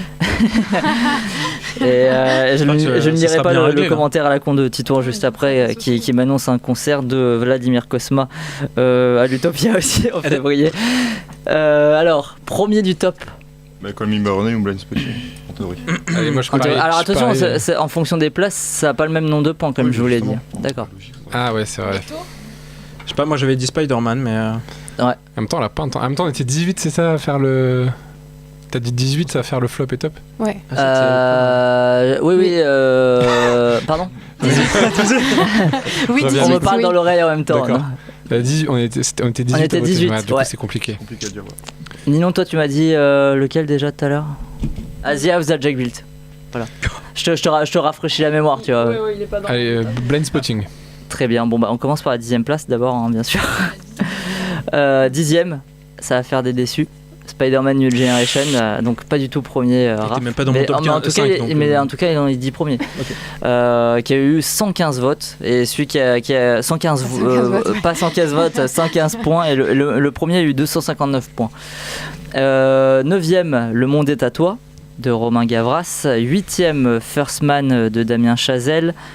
7e, Blindspotting. Et ouais, 7e seulement parce que déjà il n'a pas été vu par beaucoup de monde et il n'était pas toujours dans les premiers. Il était entre la 7e et 3e place. Pourtant, j'ai essayé de rajouter des points constamment. À chaque fois, je disais à Simon que vous mettiez le film Blindspotting en première position, mais il ne me croyait pas malheureusement. Juste pour te faire un peu mal, j'ai dit à Jones que s'il m'avait envoyé son top, et Blindspotting serait 4e. Oh, mais John, je te maudis.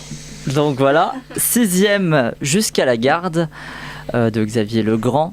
5e, Leto, de qui déjà? De Kirill Serebrennikov, qu'il faut libérer d'ailleurs, parce qu'il est actuellement en prison. Il est assigné à résidence. Il est assigné à résidence, pardon. Alors 4e, surprise, franchement je m'attendais pas à ce qu'il soit aussi haut. Une affaire de famille. Non, allez le chercher-le, vous allez voir. Tu me pointes du doigt. On en a parlé, il y a pas longtemps d'ailleurs. Hérédité? Non. Attends, vous allez pas l'avoir. C'est quoi il y a pas longtemps? Il y a 45 secondes. Romain? Non. Sherazade? Mission Impossible, Fallout de Christopher McQuarrie, c'est cool, avec 151 points. 3e, un que j'avais oublié, d'ailleurs personne ne l'a cité, je crois, ce soir là. L'île aux chiens de Wes Anderson. C'est une déception. 3e. Non, très bien. Non, déception. Non, c'est pas mauvais, c'était pas terrible non plus. Moyen. Le top de Cinéma Show parle. 2e, Free Billboards, les panneaux de la vengeance de Martin McDonagh. Et premier, Taxi 5 de Franck Gaston, bien sûr. Non, Call Me By Your Name de Luca Guadagnino, effectivement, qui a eu énormément de voix. Ouais, moi aussi, ça m'a un peu surpris, mais c'est le jeu. Très bien, bon c'était les tops de 2018. On va passer à un autre top finalement de 2019. Non, ouais, ça y est, on est en avance. Non, celui des BO, même si ça va être un petit peu un catalogue de ce qui s'est passé cette année, comme dans ton émission finalement, Raphaël, qui vient de passer. Moi, générique des plus traqués. de temps pour le faire, mais c'est vrai que Titouan a 8 minutes pour le faire. Titouan c'est basé, alors je sais pas si tu vas en parler, mais Titouan c'est basé que sur les BO. Alors que moi j'ai fait les soundtracks aussi, c'est-à-dire que... Oui, les chansons HD. Dans Call Me By Your Name par exemple, ça peut être considéré comme les deux, mais moi je... Mais dans le monde de Tonya par exemple, je crois que par exemple. Voilà, c'est la soundtrack. Alors que lui a vraiment fait les compositions. Bon, alors c'est le retour du coup de la chronique musicale de Titouan sur les meilleurs BO de l'année 2018, on s'écoute ça.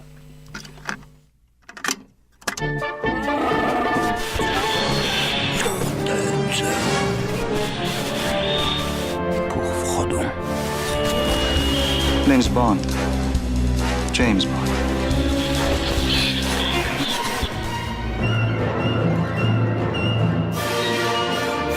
La chronique musicale du Cinéma Show.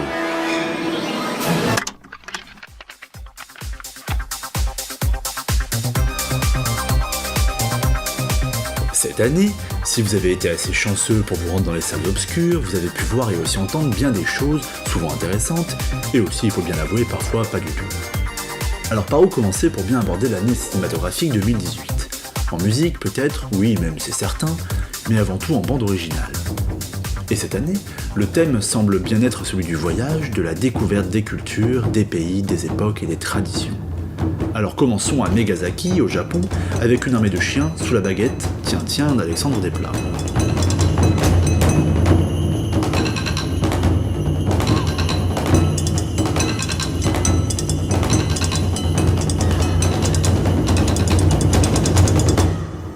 Petit détour par Ebbing, dans le Missouri. Aux États-Unis, petite ville aux 3 panneaux publicitaires ont fait parler d'eux grâce à Cartel Burwell.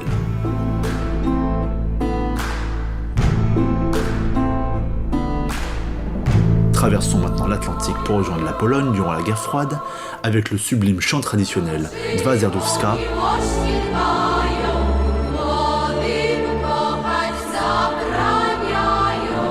plus tard repris dans une version jazzy absolument parfaite.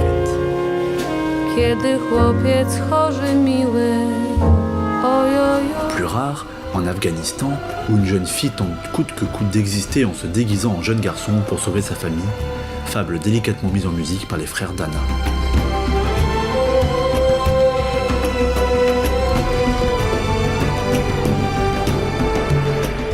Ou au Maroc, avec 5 personnages aux 5 destins différents, réunis par le montage au sein d'une séquence qui donne, il faut bien l'avouer, des frissons dans le dos.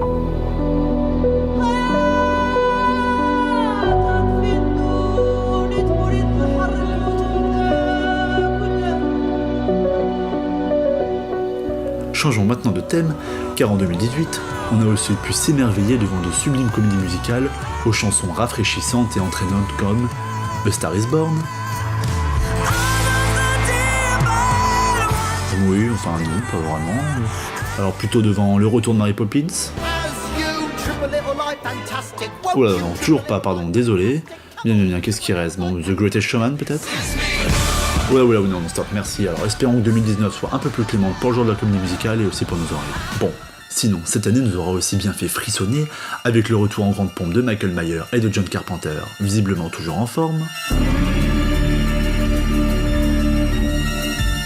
On a aussi pu avoir très peur des mises en miniature, des gâteaux aux noix et de Toni Collette, le tout sur la musique de Colin Stetson.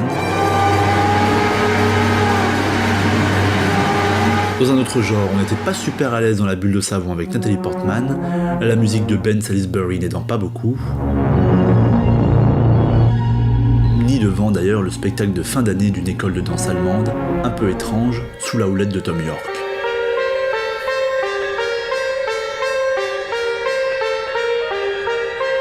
Bon, quoi d'autre? Eh bien, il y avait des choses plutôt pas mal dans Solo.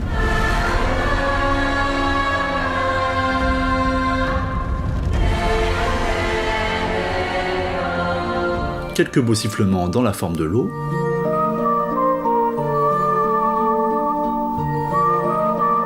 Ah, tiens, un joli petit thème de 10 secondes dans Black Panther, le reste étant complètement anecdotique, Marvel oblige.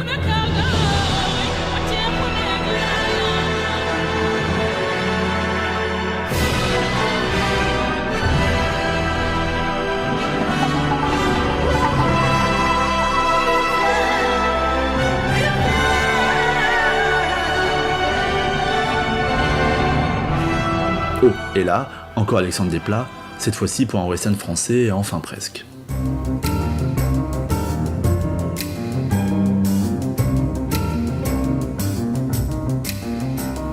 Bon, tout ça c'est très bien, mais cette année, qu'est-ce qui nous aura profondément marqué, suivi après la séance pour des heures, des mois et peut-être toute la vie? Eh bien je sais pas pour vous, mais la lancinante beauté de la musique minimaliste de l'immense Max Richter pour le film Hostile, un auto-western dans un genre bien différent,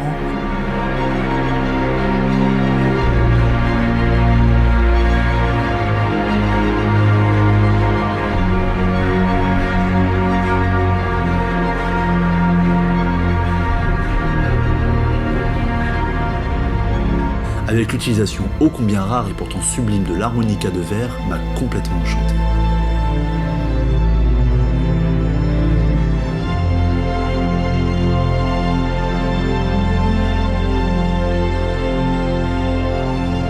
Autre salle, autre ambiance, place à l'absolue folie rythmique de Lord Balfe, qui met en musique un film grandiose comme un Ethan Hunt qui court.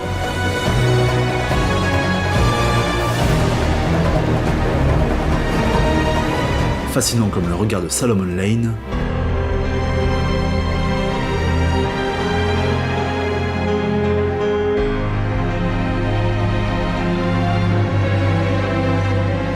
Et beau comme la moustache d'August Walker ou John Lark, on sait pas trop, on s'en fout, on prend juste notre pied et on va sauver un tiers de la population mondiale.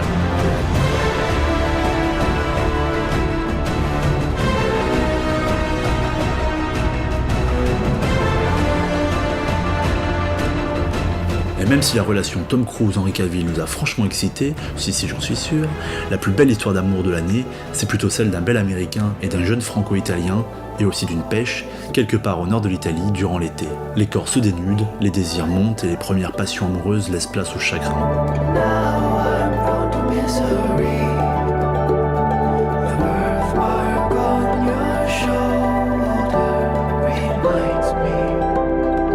Il n'y avait que Sufjan Stevens pour mettre en musique cette ambiance si particulière, si douce, innocente et érotique.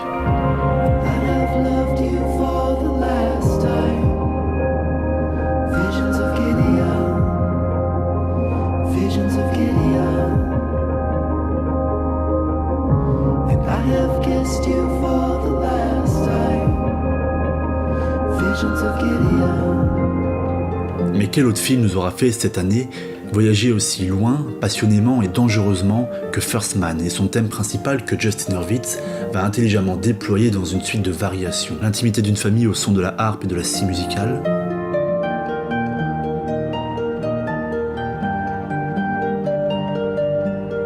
Les entraînements fatigants et à la rythmie parfaite sur des staccatos de cordes.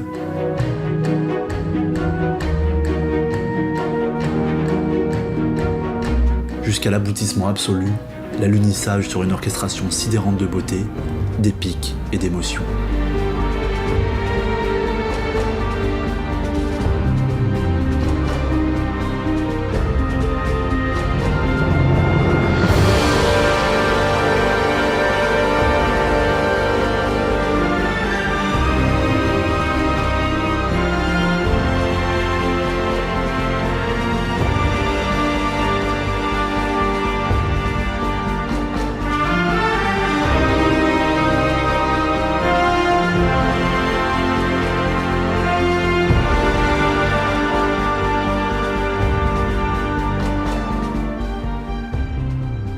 Puis vient le retour sur Terre, le retour au calme, le retour aux côtés de ses proches, de sa femme, avec encore plein d'étoiles dans les yeux, et le sentiment d'avoir fait le plus grand, le plus beau, et sans doute le plus rare des pas de l'humanité.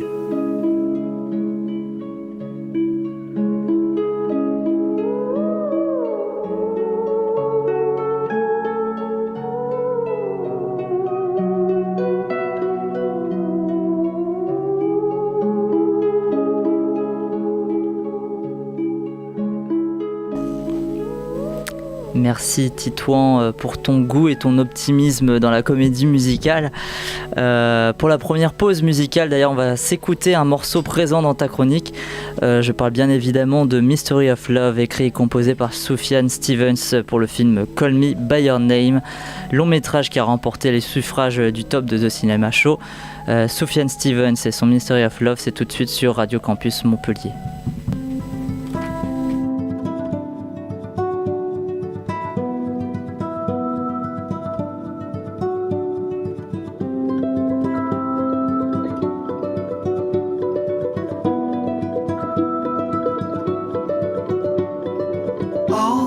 See without my eyes, the first time that you kissed me, boundless by the time I cried.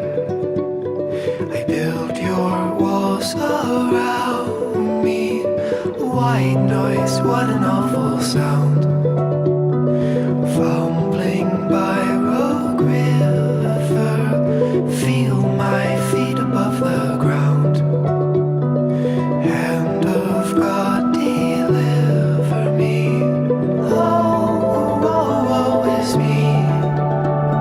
The first time that you touched me, oh, will wonders ever cease?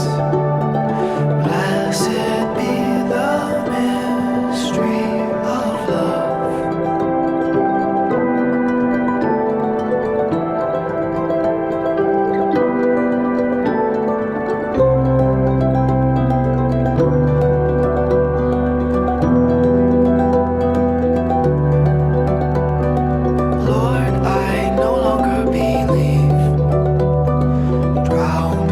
living waters, cursed by the love that I receive from my brother's daughter, like a Hephaestion who died.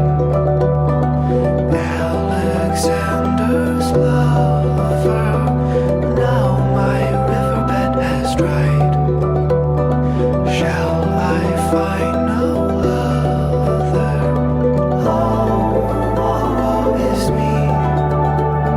I'm running like a plover. Now I'm prone to misery. The birthmark on your shoulder reminds me.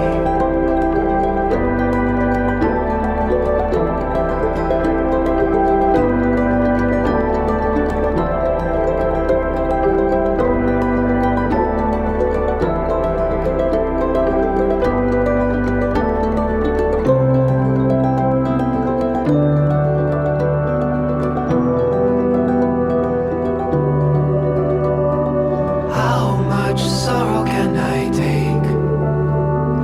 Blackbird on my shoulder, and what difference does it make when this love is over? Shall I sleep within your bed? River of unhappiness, hold your hands upon my head till I breathe my last breath. Oh, woe is me. The last time that you touched me, oh, will wonders ever cease? Blessed be the mystery of love.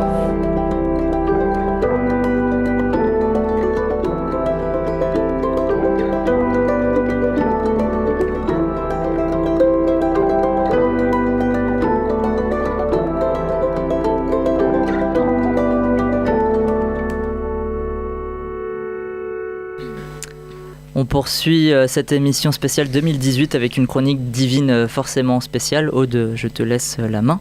Alors, parce que The Cinema Show célèbre l'année 2018 avec une émission spéciale, Divine a décidé d'en faire tout autant. Aujourd'hui, ce n'est pas seule que j'ai écrit ma chronique sur une femme du cinéma, mais c'est toutes les chroniqueuses de Divine qui ont écrit sur les moments forts de 2018 pour les femmes du cinéma en France. Je suis cinéaste, universitaire et réalisatrice. J'ai envie d'être une actrice hors du commun. Somehow, it's important for us women to celebrate women. J'essaye de faire des films comme je les sens au moment où je les sens. Il faut mettre beaucoup plus de gens décisionnaires, que ce soit des femmes. This is what I want. This is what I need. This is what I desire. Divine, celles qui n'ont pas demandé la permission. Une chronique des anémones. Meilleure décision de tous les temps, je ne sais pas, mais c'est une démarche tellement gratifiante pour toutes les réalisatrices qu'il est impossible de ne pas la mentionner dans cette chronique hors série. Véronique Lebris, fondatrice de Cinéwoman, premier web magazine sur les femmes au cinéma, a mis en place le prix Alice Guy, qui récompense le meilleur film français ou francophone, réalisé par une femme et sorti dans les salles françaises. La première édition de 2018 a récompensé Lydia Terki pour son film Paris la Blanche. Comment ça marche ? 5 films sont sélectionnés par les internautes et un jury paritaire composé de 6 professionnels du cinéma décerne le prix au meilleur film de l'année réalisé par une femme lors d'une soirée en présence de l'équipe du film. Pourquoi la nécessité de remettre ce prix ? Eh bien parce qu'en 42 éditions, une seule femme a remporté le César du meilleur réalisateur et seulement 4 films de réalisatrices, celui du meilleur film. Ce prix a pour but de pallier la récurrente absence des réalisatrices au palmarès de grandes récompenses annuelles. Et pourquoi Alice Guy ? Eh bien en l'honneur de cette cinéaste pionnière du cinéma trop souvent occultée par les réalisateurs de son époque, qui mérite d'être valorisée elle aussi, pour que son héritage puisse inspirer les nouvelles générations de réalisatrices et leur servir de modèle. La sélection des 5 films finalistes pour la 2e édition du prix Alice Guy s'est déroulée du 15 décembre dernier jusqu'à hier et la liste devrait être disponible au moment où je vous parle. Voilà une véritable démarche qui, j'en suis sûre, nous mènera vers la parité. Et en parlant de parité, Gaëlle a une bien belle annonce à nous faire.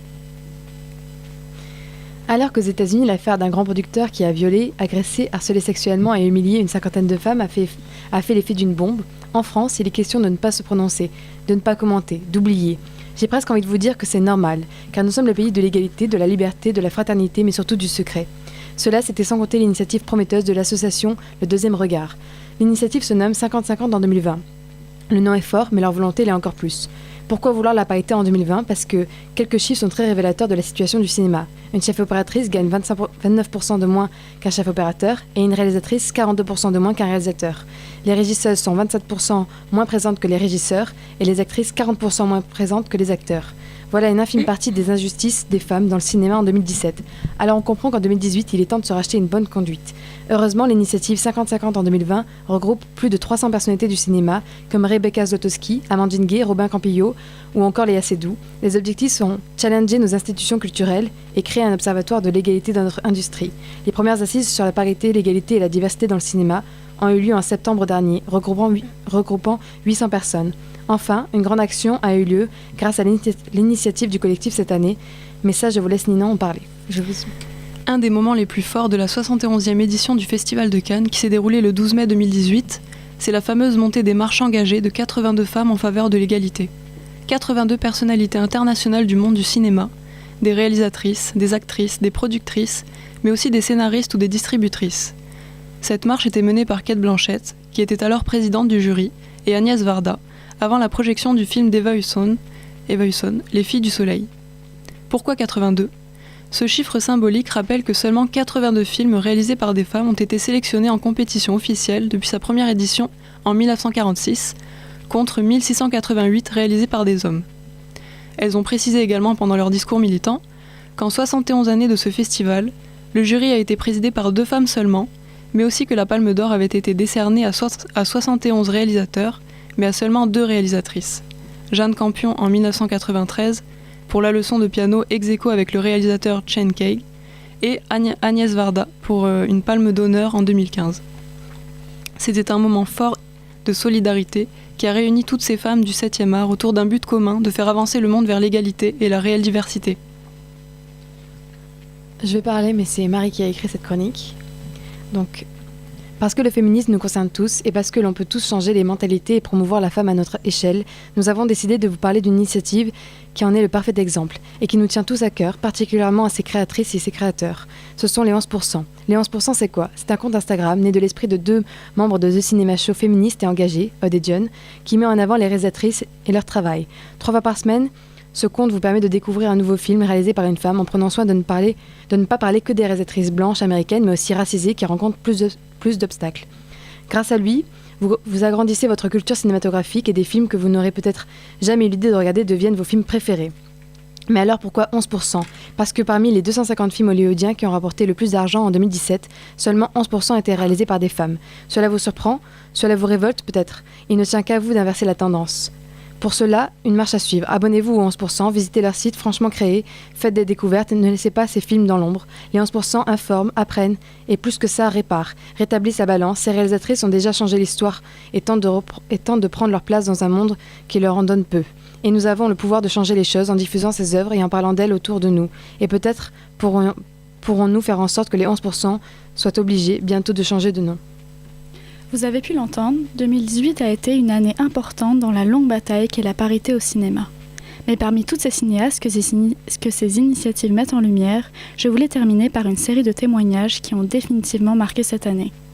Noir n'est pas mon métier est un manifeste qui regroupe les expériences de 16 actrices noires en France. Aïssa Maïga, qui en est à l'initiative, l'introduit comme telle. Quelle actrice noire ou métisse n'aura pas, en ouvrant un scénario, en se rendant à un casting, en rencontrant un metteur en scène, fait l'expérience amère d'un regard à la fois sexiste et raciste posé sur son corps, sa culture d'origine, son appartenance réelle ou supposée à un groupe ethnique ? Combien de réflexions blessantes, de plaisanteries douteuses, d'affirmations ineptes entendues ? Effacée de l'affiche, refusée d'un casting parce qu'elle est noire, prisonnière de rôles clichés, confondue avec les autres actrices noires d'un film, autant de récits qui méritent d'être entendus pour combattre non seulement le sexisme dans l'institution cinématographique, mais aussi ce que subissent celles qui sont à la croisée avec le racisme, parce que le féminisme sera intersectionnel ou ne sera pas. Merci Aude, Gaëlle, Marie, Ninon et Nina. Grâce à vous, on peut d'ailleurs embrayer sur notre 3e partie qui revient sur les événements ciné marquants de l'année 2018. Right now, there's sorrow, pain. Don't kill it. And is it the joy you felt?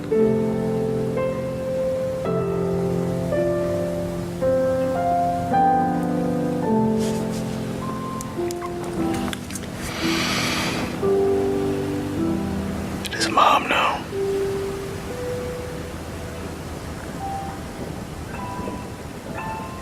I don't think she does.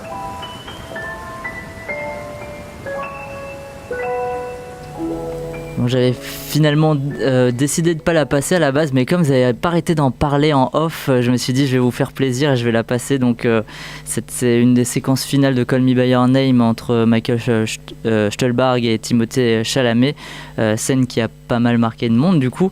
Et on va revenir sur quelques événements du coup marquants de 2018, donc marquant et marquant, hein, et non Richard qui a réalisé le Retour du Jedi.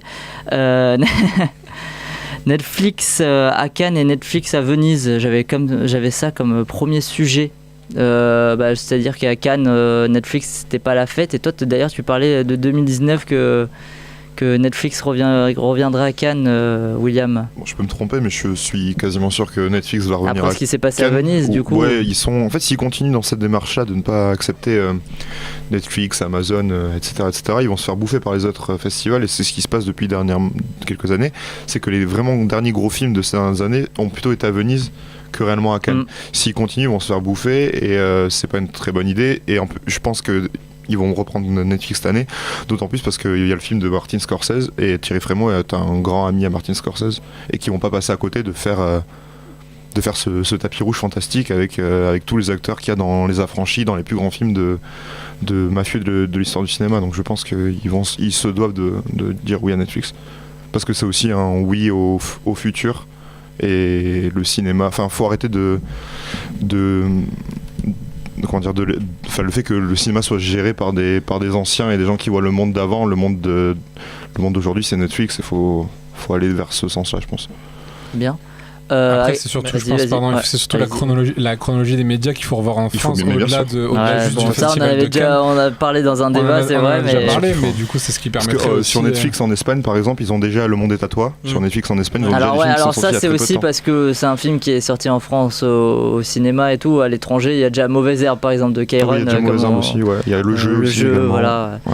Après, sans être méchant, il faut un peu couper des têtes des fois, hein, parce que Pierre Lescure, qui est à la tête de Cannes, il est un peu, Pierre Lescure et Thierry Frémaux, pardon, ils sont un peu vieil esprit, alors qu'à Venise, il y a un an, ils ont changé de président, et du coup, c'était le président de Locarno qui est devenu à Venise, et du coup, ça a changé un peu l'esprit de Venise. Donc ça aussi, il faut le voir là-dedans, et je pense c'était un tacle aussi de Venise, peut-être d'attribuer deux gros prix du scénario pour les frères Cohen et Lion d'Or pour Roma. Donc peut-être, et à mon avis, je pense que ça vient aussi du changement de Thierry Frémaux et Pierre Lescure. Un jour peut-être, enfin ils ont l'air tellement des monuments. Puis on oublie très vite, mais du coup ils ont dit l'année dernière on prend pas Netflix parce qu'on veut que des films qui sortent en salle, sauf qu'ils sont enfin, il y a eu un gros doigt d'honneur de Jean-Luc Godard qui au final n'a pas sorti son film au cinéma, ils l'ont pris quand même, donc très bien. À Cannes, il y avait aussi, du coup, quand même, on a très peu entendu parler, mais il y a eu la sortie du film le plus maudit de l'histoire, quand même, Don Quichotte. Ouais, c'est ça dont je voulais. Voilà. Bon. Je voulais en parler, parce que jusqu'à l'ongle, quoi. Le truc, c'est que c'est un peu con. Enfin, cette phrase a pas trop de sens, mais le film aurait été meilleur s'il n'était jamais sorti, en fait. C'est un peu bête à dire. Non, mais c'est vrai, c'est un truc qu'on a suivi pendant tous les mois de Cinémascope, c'est que il y a eu tellement d'affaires, avec le producteur, tout ça. Tellement de rebondissements que l'affaire est devenue intéressante, et puis historiquement c'est un film qui est passionnant. Je sais qu'il y a un documentaire qui va sortir par ceux qui avaient fait le premier, donc qui s'appelle L'Hostile La Manchette, tout à fait. Donc voilà, c'est vraiment une affaire de cinéma et d'histoire. J'aime bien cette histoire. Enfin, j'ai hâte de voir le documentaire en tout cas. Et il y avait un dernier truc sur lequel je voulais revenir comme ça, mais c'est un truc qui a apparu un peu anecdotiquement à la fin de l'année là. Il y avait eu un sondage sur, on en avait parlé en off, sur les films les plus influents du cinéma occidental, et sur aussi les acteurs et les actrices les plus influents. Et je sais pas, j'étais tombé des nues. Vous avez vu qui était actrice la plus influente de toute l'histoire du cinéma? Non? Je sais plus, mais ça m'avait choqué. Enfin, les films m'avaient pas choqué, mais c'est Lois Maxwell. Vous voyez qui c'est? Non. C'est celle qui joue Miss Moneypenny dans les premiers James Bond. D'accord. L'actrice la plus influente de l'histoire et vous savez même pas qui c'est. Donc... Mais je crois que John avait dit justement que c'était sûrement... C'est un barème, elle est due au box-office aussi, voilà, je sais. Du coup, même si c'est pas un personnage qu'on retient... Robbie Coltrane, par exemple, est dans les 20 premiers acteurs les plus influents de toute l'histoire du cinéma. C'est celui qui fait Hagrid dans Harry Potter, voilà. Donc Samuel L. Jackson premier. Très surprenant. Pour les films, quand même, c'est un peu plus de logique quand même. Il y a le parrain, il y a 2000 ans d'Odyssée d'espace. Même pour les cinéastes, même s'il y a des gars genre... il y a Robert Rodriguez par exemple dans les 20 premiers. Oui, alors que, Tarantino est très bas pour Tarantino, je crois. Il y a plein de trucs comme ça. C'était bizarre. C'était une étude qui avait été faite à Turin, je crois. Voilà. Sinon en 2019, qu'est-ce qui nous attend? Alors vous avez on va faire un petit tour de table de vos attentes pour 2019. Ninon, tu te dis rien te donne envie en 2019, très bien. La fin du monde. Jonathan. Il y a beaucoup de choses, il y a beaucoup de grands cinéastes qui sortent de films. Rapidement, Martin Scorsese forcément, Irishman. Donc ça on sait toujours pas, mais donc peut-être Cannes. James Gray, Ad Astra avec Brad Pitt. Qui sort le 22 mai, donc à Cannes. Avec Brad Pitt. Tarantino, Almodovar. Alors Once Upon a Time in Hollywood, Tarantino sortira le 14 août. Almodovar, tu m'as dit lequel? Son dernier. Douleur et... J'ai pas la date, désolé. Avec Antonio Banderas, peut-être Terrence Malick, c'est encore c'est mon chouchou, mais c'est pas sûr qu'il sorte en 2019, mais j'espère vraiment, surtout qu'il a complètement changé d'équipe technique, il s'est séparé de tous ses collaborateurs, il a tourné en Autriche, je crois, film historique sur la Seconde Guerre mondiale, donc ça va complètement, je pense, être en radicale coupure avec ce qu'il a pu faire dernièrement, donc je suis assez curieux. Il y a aussi Armory Corrin, The Bad Bunch, avec Matthew McConaughey, Bong Joon-ho, Jim Jarmusch qui revient avec un film de zombies, les frères Safdie qui seront là aussi avec un film Netflix, et aussi normalement peut-être Ben Zetlin qui avait fait Les Bêtes du Sud Sauvage, qui est un film que je trouve merveilleux, si vous l'avez pas vu, voyez-le, et qui est en post-production depuis des années, et j'espère qu'on aura l'occasion de voir sa deuxième merveille. Voilà. Très bien. William, Scorsese, comme ça a été dit, James Gray, Tarantino, Us, le nouveau film de Jordan Peele qui sortira du coup très prochainement le 20 mars. John F. Donovan de Xavier Dolan est également son autre. Sortira le 13 mars, la semaine d'avant. Je sais plus qui sortira aussi. Il y a le nouveau film de Félix Moretti, parce qu'avec Vincent Lacoste, j'adore les deux. Qui ne sortira pas, non je rigole. Vice, c'est le film avec Christian Bale qui a fait une énième transformation. Aelita Battle Angel de Robert Rodriguez. My Beautiful Boy avec Timothée Chalamet. La Favorite de Yorgos Lanthimos. C'est bientôt aussi février. 90s, le film de Jonah Hill sur l'enfance, etc., etc. Nous finirons ensemble. Je suis des petits mouchoirs parce que j'adore les petits mouchoirs. Qui sortira en début mai, je crois. Qu'est-ce que je peux dire de plus? Je crois que c'est tout. Très bien. C'est tout. Aude. Finalement, il y a un truc. En gros, en faisant les 11%, donc le compte dont on parlait tout à l'heure, je regarde beaucoup de courts-métrages et du coup, je découvre des réalisatrices qui n'ont jamais fait de film, et tout le temps, à la fin, je découvre que là, elles sont en train de produire un long-métrage, et du coup, j'attends que ça de voir enfin leur long-métrage, peut-être qu'ils sortiront en 2019. Donc voilà. Très bien. Dis-les non. Ah non, mais en fait, il y en a plein, je saurais même pas. Alors abonnez-vous aux 11%. non, j'ai pas de nom précis, et souvent c'est en écriture de leur long métrage, en production, etc. Mais j'ai pas de nom précis, mais c'est très récurrent qu'elles écrivent leur long métrage, qu'elles adaptent un court métrage ou quoi. Très bien. Rapidement. Le Dain de Quentin Dupieux, La Vérité de Coréda, le film français, la suite de Make to My Love, Canto Doué du coup. Tu penses qu'il va sortir cette année? Je pense qu'il sortira peut-être. Date de sortie inconnue, mais c'est mis sur Truc et Parasite, du coup Bong Joon-ho. Voilà. Ok, Raph. Moi je vais parler d'autre chose, la fin des grosses cylindrées un peu avec Avengers Endgame, donc la fin d'un ère. Qui sortira le 24 avril. Exactement, et Star Wars. Voilà, 18 décembre. Qu'est-ce qui va venir après? Donc voilà, c'est une année de fin pour ces grosses productions, donc j'ai envie de voir ce que ça donne. Avengers, c'est pas trop la fin, je pense. Non, mais c'est un tournant, je pense. Pour Avengers en tout cas. Voilà. Même pour Star Wars finalement, qui est la fin d'un cycle. Gaël. Alors dans peu de temps en fait, parce que c'est déjà sorti Glass de Glass. Shyamalan. Comme tout le monde, Once Upon a Time in Hollywood de Quentin Tarantino.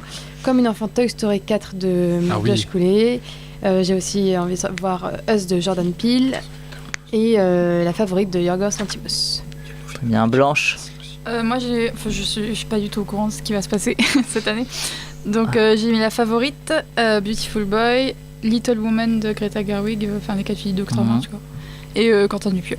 très bien. Bon bah ouais, moi j'avais noté quand même qu'il n'a pas été dit encore Toy Story 4. Si, tu l'as dit. Ah pardon, donc le 16 juin. Il y a Dragon 3 aussi en parlant de fin de trilogie. Alors j'en ai 2 autres qui n'ont pas été dit. Ça chapitre 2 d'Andy Muschietti qui sortira le 18 décembre. J'avais pas aimé le premier, mais moi j'avais adoré le premier. Voilà. Ça, le clown. Le clown là. C'est moi ça chapitre 2. Non. Ça chapitre 2. Par contre, en parlant de Sacha, il y a Pikachu en. Oui, le détective Pikachu, c'est vrai. Il y a aussi le Joker de Todd Phillips qui sortira le 9 octobre avec Joaquin Phoenix. Il y a nos films de Barry Jenkins qui avait fait Moonlight aussi. D'ailleurs, je l'ai pas noté, c'est marrant. Bon, voilà. Donc il y a des belles choses quand même. Dans les commentaires, il y a Hugo qui dit, il y en a plusieurs. Il y a Nina qui dit, moi je veux voir Alita Battle Angel. Ouais. Le documentaire sur Alice Guy aussi. Et Hugo qui nous dit, j'attends énormément Midsommar, Glace, Le Dain et La Favorite. Ah bah la Glace, hâte d'en parler la semaine prochaine, je vous dis pas. On arrive presque au terme de cette émission spéciale Top Flop 2018. Pour finir en beauté, on passe au quiz de The Cinema Show. Jingle. The game is on.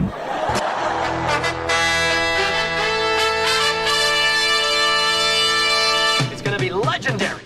C'est la mer Noire. C'est votre ultime bafouille. I am sure, et alors I am tout à fait sure, que j'ai raison et que vous avez tort. Oh my god.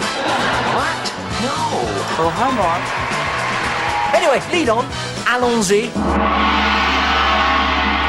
C'est parti donc pour le quiz spécial donc 2010 quiz 8 quiz. Alors c'est dans le titre, il faut trouver donc le titre de ce quiz. 2010 quiz, Jonathan, tout à fait. Bah je l'ai dit non. Ah. Donc les deux équipes, ce sera Ninon, Jonathan, William. Et Aude, finalement aussi. Et du coup, l'autre équipe, c'est Gaël, Simon et Blanche. Donc, les deux capitaines, Blanche et Aude, donc pour l'équipe.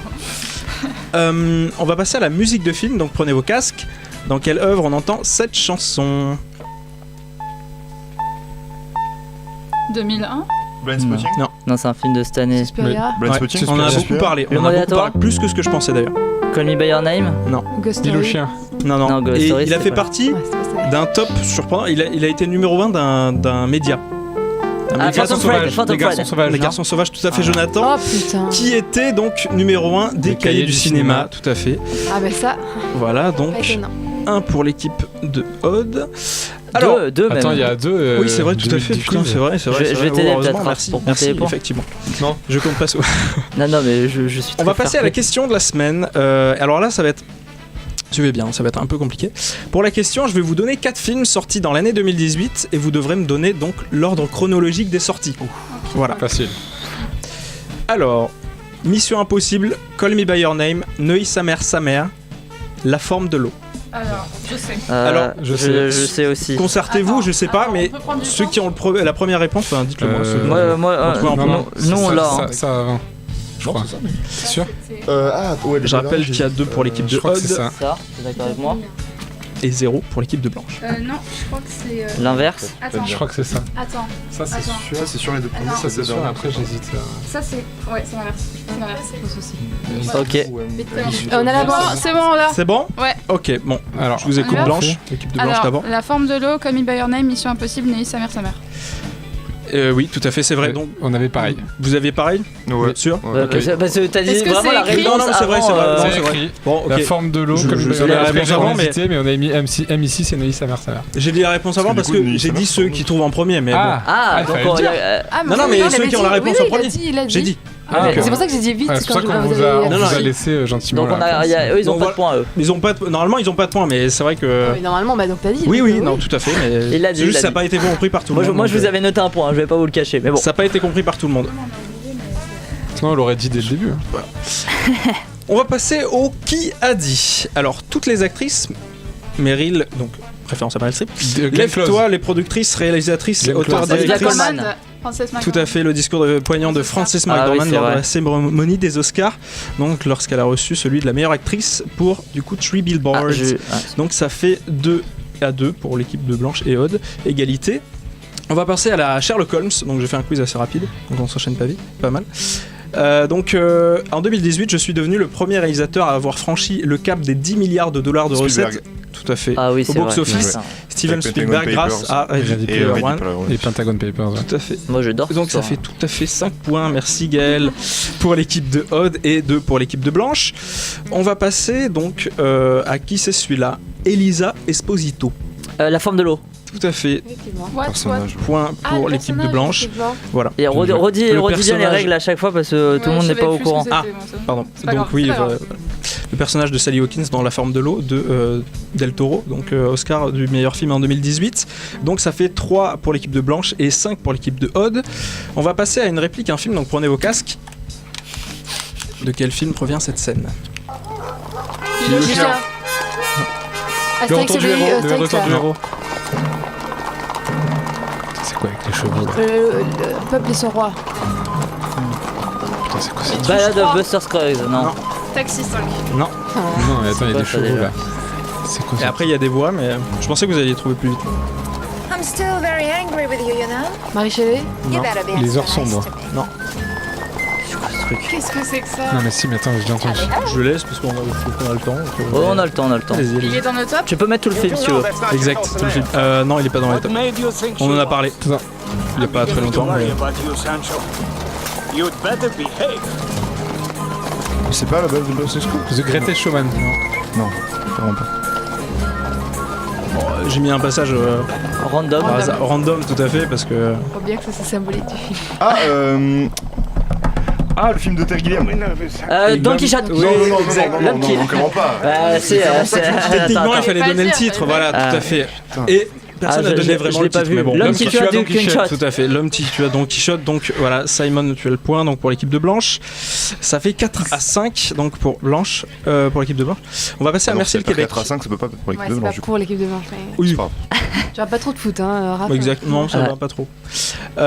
Donc Merci le Québec, Le fil caché. Phantom Thread. Tout à fait. Et là, il y a 5 partout. Je suis pas réveillé. Pour l'équipe de Blanche. Bah, t'as vu, moi non plus. Hein. On va passer. Non, il y a 5 partout. On va passer.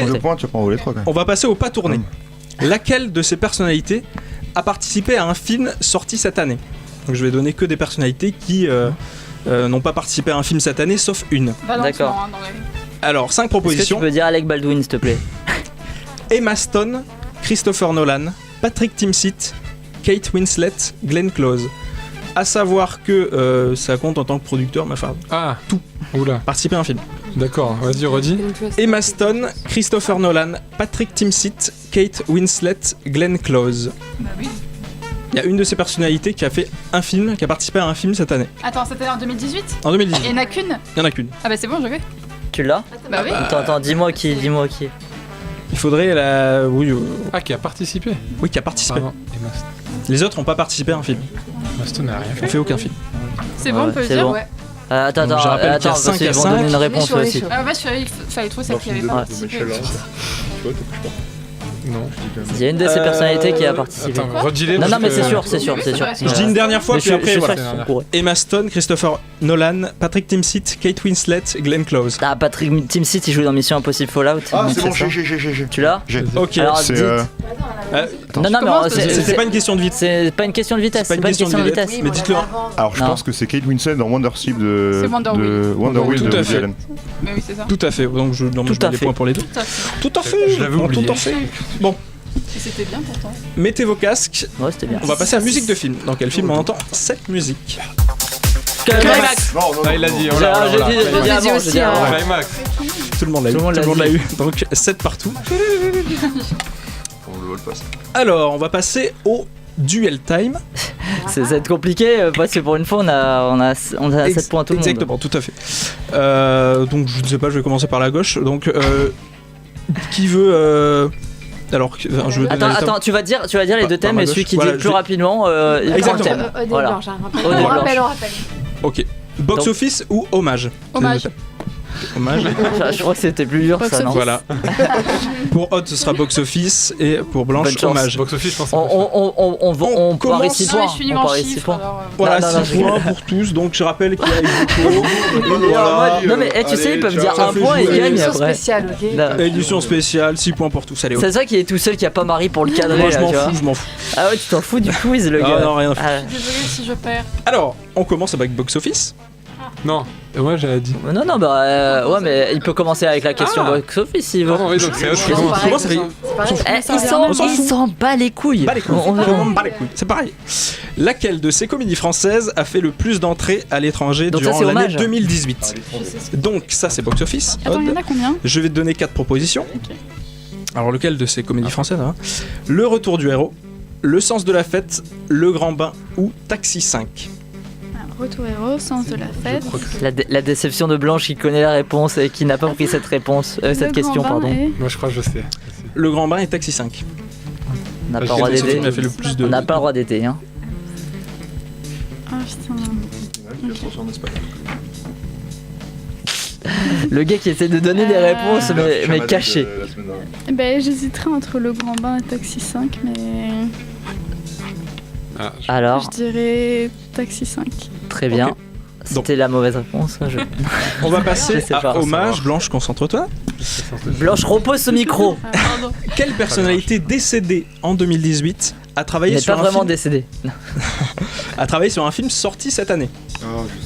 Milos Forman, Johan Johansson, Burt Reynolds, Isao Takahata. Je l'ai. Tu connais pas On va finir à... Johan Johansson. Un compositeur de musique. Ouais. Qui a composé des Denis Villeneuve notamment. Mais dites rien. Vas-y. Milos Forman, Johan Johansson, Burt Reynolds, Isao Takahata. Voilà, il n'y a que 4 propositions. Takahata, c'est le réalisateur. Laquelle de ces personnalités décédées en 2018 a travaillé sur le un tombeau film d'Égypte sorti cette année? Mais il est mort. Bah oui, il est mort. Et justement, c'est le but de la question. Je vous déteste. Putain. C'est facile. Tout le monde là. C'est pas facile. Ah non, c'est pas. C'est pas facile en vrai. Alors vas-y, dis au pif. Dis au pif. Burt Reynolds. Ah putain, c'était Johansson. Johansson sur le film Mandy. Je connais pas avec Nicolas Johan Cage. Johansson. Ok. Il est pas sorti en salle. C'est un C'est compositeur, Non, mais c'est je l'ai ça? radé. Ouais. C'était pas pour Mandy, Il fait de la tout très à fait, bonne c'était musique. Johan Bon, c'est pas Johansson. grave. Non, On a c'est dans égalité. un film que j'ai vu. Non, c'est pour Mandy- deux films. Mandy C'était va sortir Le en jour de mon 2018. retour et Marie-Madeleine. Voilà. Il a travaillé sur les deux. Ah oui, Marie et Madeleine. Donc voilà, ce n'était pas ça. Et puis Aude Aude s'est trompé aussi, je crois bien. Et Aude, c'était Le sens tout à de la fait, c'était fête. le sens de la fête, Ouais, donc c'est réuni donc plus de 2 millions d'entrées à l'étranger, donc ce qui lui a valu le prix donc Unifrance aux Alpes d'Huez. À Bon, l'Alpe d'Huez, bah. voilà. Donc un partout. Il y a pas Le une question quiz pour, le plus rapide de l'histoire. Oui, quoi. exactement. Il n'y a pas de question genre où il habite Antoine, Voiron. Parce que c'est souvent la question qui permet de départager. Non, tu vois. mais je me suis dit, on n'a pas trop de temps. Départage, les matchs ça n'existe pas. D'ailleurs, il va Allez, attends, montre-nous ton talent. Tu inventes une question. T'improvises une question. Waouh, putain, je sais pas. J'ai pas de talent, je sais pas. Non, j'ai pas de talent du tout. Citez-moi tous les titres des Missions Impossibles, là tout de suite, à la suite. Mission Impossible 1, Mission Impossible 2, Mission Impossible 3, Mission Impossible 4, Ghost Protocol, Mission Impossible 5, Rogue Nation, Mission Impossible 6, Fallout, c'est bon? Oui, non, mais... Qui a gagné à la Berlinale, mais ça... non, je sais, il y a une info que je vais vérifier. La forme de l'eau. De quelle nationalité est la personne qui a gagné le prix à la Berlinale? Moi je l'ai, roumaine. Je vais regarder, j'ai pas du tout... Je sais pas du tout. C'est roumaine? Bon bah c'est bon, on a gagné alors. Je n'avais pas la réponse. C'était quoi le titre? C'est une réalisatrice, c'est ça? Ouais, c'est Touch Me Not, je crois le titre. Oui, c'est ça. Touch Me Not. Voilà. Ok, nickel. Mais du coup, on a gagné ou pas parce J'ai gagné. Bah oui, bon. Non, techniquement, il y a ex-aequo. Bon, c'est bon. En tout cas, on aura vu, Raphaël, que tu as besoin de Marie pour finir tes quiz. Bah, effectivement. On close cette émission par les conseils de la soirée. Moi, j'ai déjà mis les 48 heures Film Homemade qui reviennent pour une 10e édition le vendredi 8 février. Et le 31 janvier, il y a une projection du film donc The Fits et du court-métrage First Match à Saint-Jean-Moulin à 19h. C'est une séance spéciale sport parce que c'est 2 films sur la thématique du sport et 2 très bons films. C'est vrai, The Fits qu'on avait fait dans Cinémascope en plus. Qui est très bien. Très bien, oui. Ouais. Très bien, bon, voilà. Vous avez rien d'autre, pas de conseils? Vous pouvez donner vos photos pour l'appel à la création sur les photos sur le thème de l'union, donc aux anémones, vous pouvez trouver sur Facebook. Et du coup, les photos sont exposées le jour de la projection des 48 heures parce que tout est lié ici. Très bien. On peut faire un conseil 2019 vite fait. Vas-y. Allez voir Border au cinéma d'Ali Abbasi que j'ai trouvé très beau et très surprenant. Tu pourras en reparler la semaine prochaine d'ailleurs si tu veux, puisqu'on reviendra dans une émission un peu plus normale. Et aimer les gens aussi, c'est bien d'aimer les gens. C'est bien d'aimer les gens aussi. Donc peut-être on aime plus les gens. Non quoi? On aime les gens. C'est un message pour moi. Ça fait aimer les gens. Oui, on aime plus les gens. C'est quoi les films de la semaine prochaine? Alors, je vais vous le dire. D'abord, je vous remercie d'avoir été là ce soir. Je remercie aussi Arnaud. Moi aussi, je t'aime, William. Je remercie aussi Arnaud. Arnaud, je t'aime aussi à la technique qui a réalisé cette émission, ainsi que John, que j'aime particulièrement à la vidéo. La semaine prochaine, on passera aussi définitivement à 2019 avec des films que je vais aimer, j'en suis sûr. Il y en a déjà un que j'ai bien apprécié, c'est Les Invisibles de Louis-Julien Petit qui était présenté au Cinémed. On aura aussi le droit à Holy Lens d'Amanda Sterz. Je sais que ça va faire parler encore.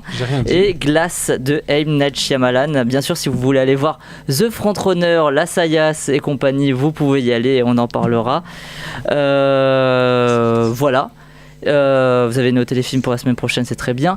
Il est encore 24 heures. J'étais dans l'avion pour revenir d'Australie. Ce temps me paraît déjà loin. Vous êtes tous au courant que là-bas c'est l'été, le soleil et les journées à 40 degrés. Pour prolonger cet été au milieu de l'hiver montpelliérain, on se quitte avec le classique de 1987, Beds Are Burning, du groupe australien Midnight Oil, qui demande la restitution des terres volées par les colons britanniques aux aborigènes Pintupi, Beds Are Burning de Midnight Oil, c'est tout de suite. The Cinema Show d'ailleurs, c'est tous les mercredis sur Radio Campus Montpellier, mais c'est encore un peu maintenant.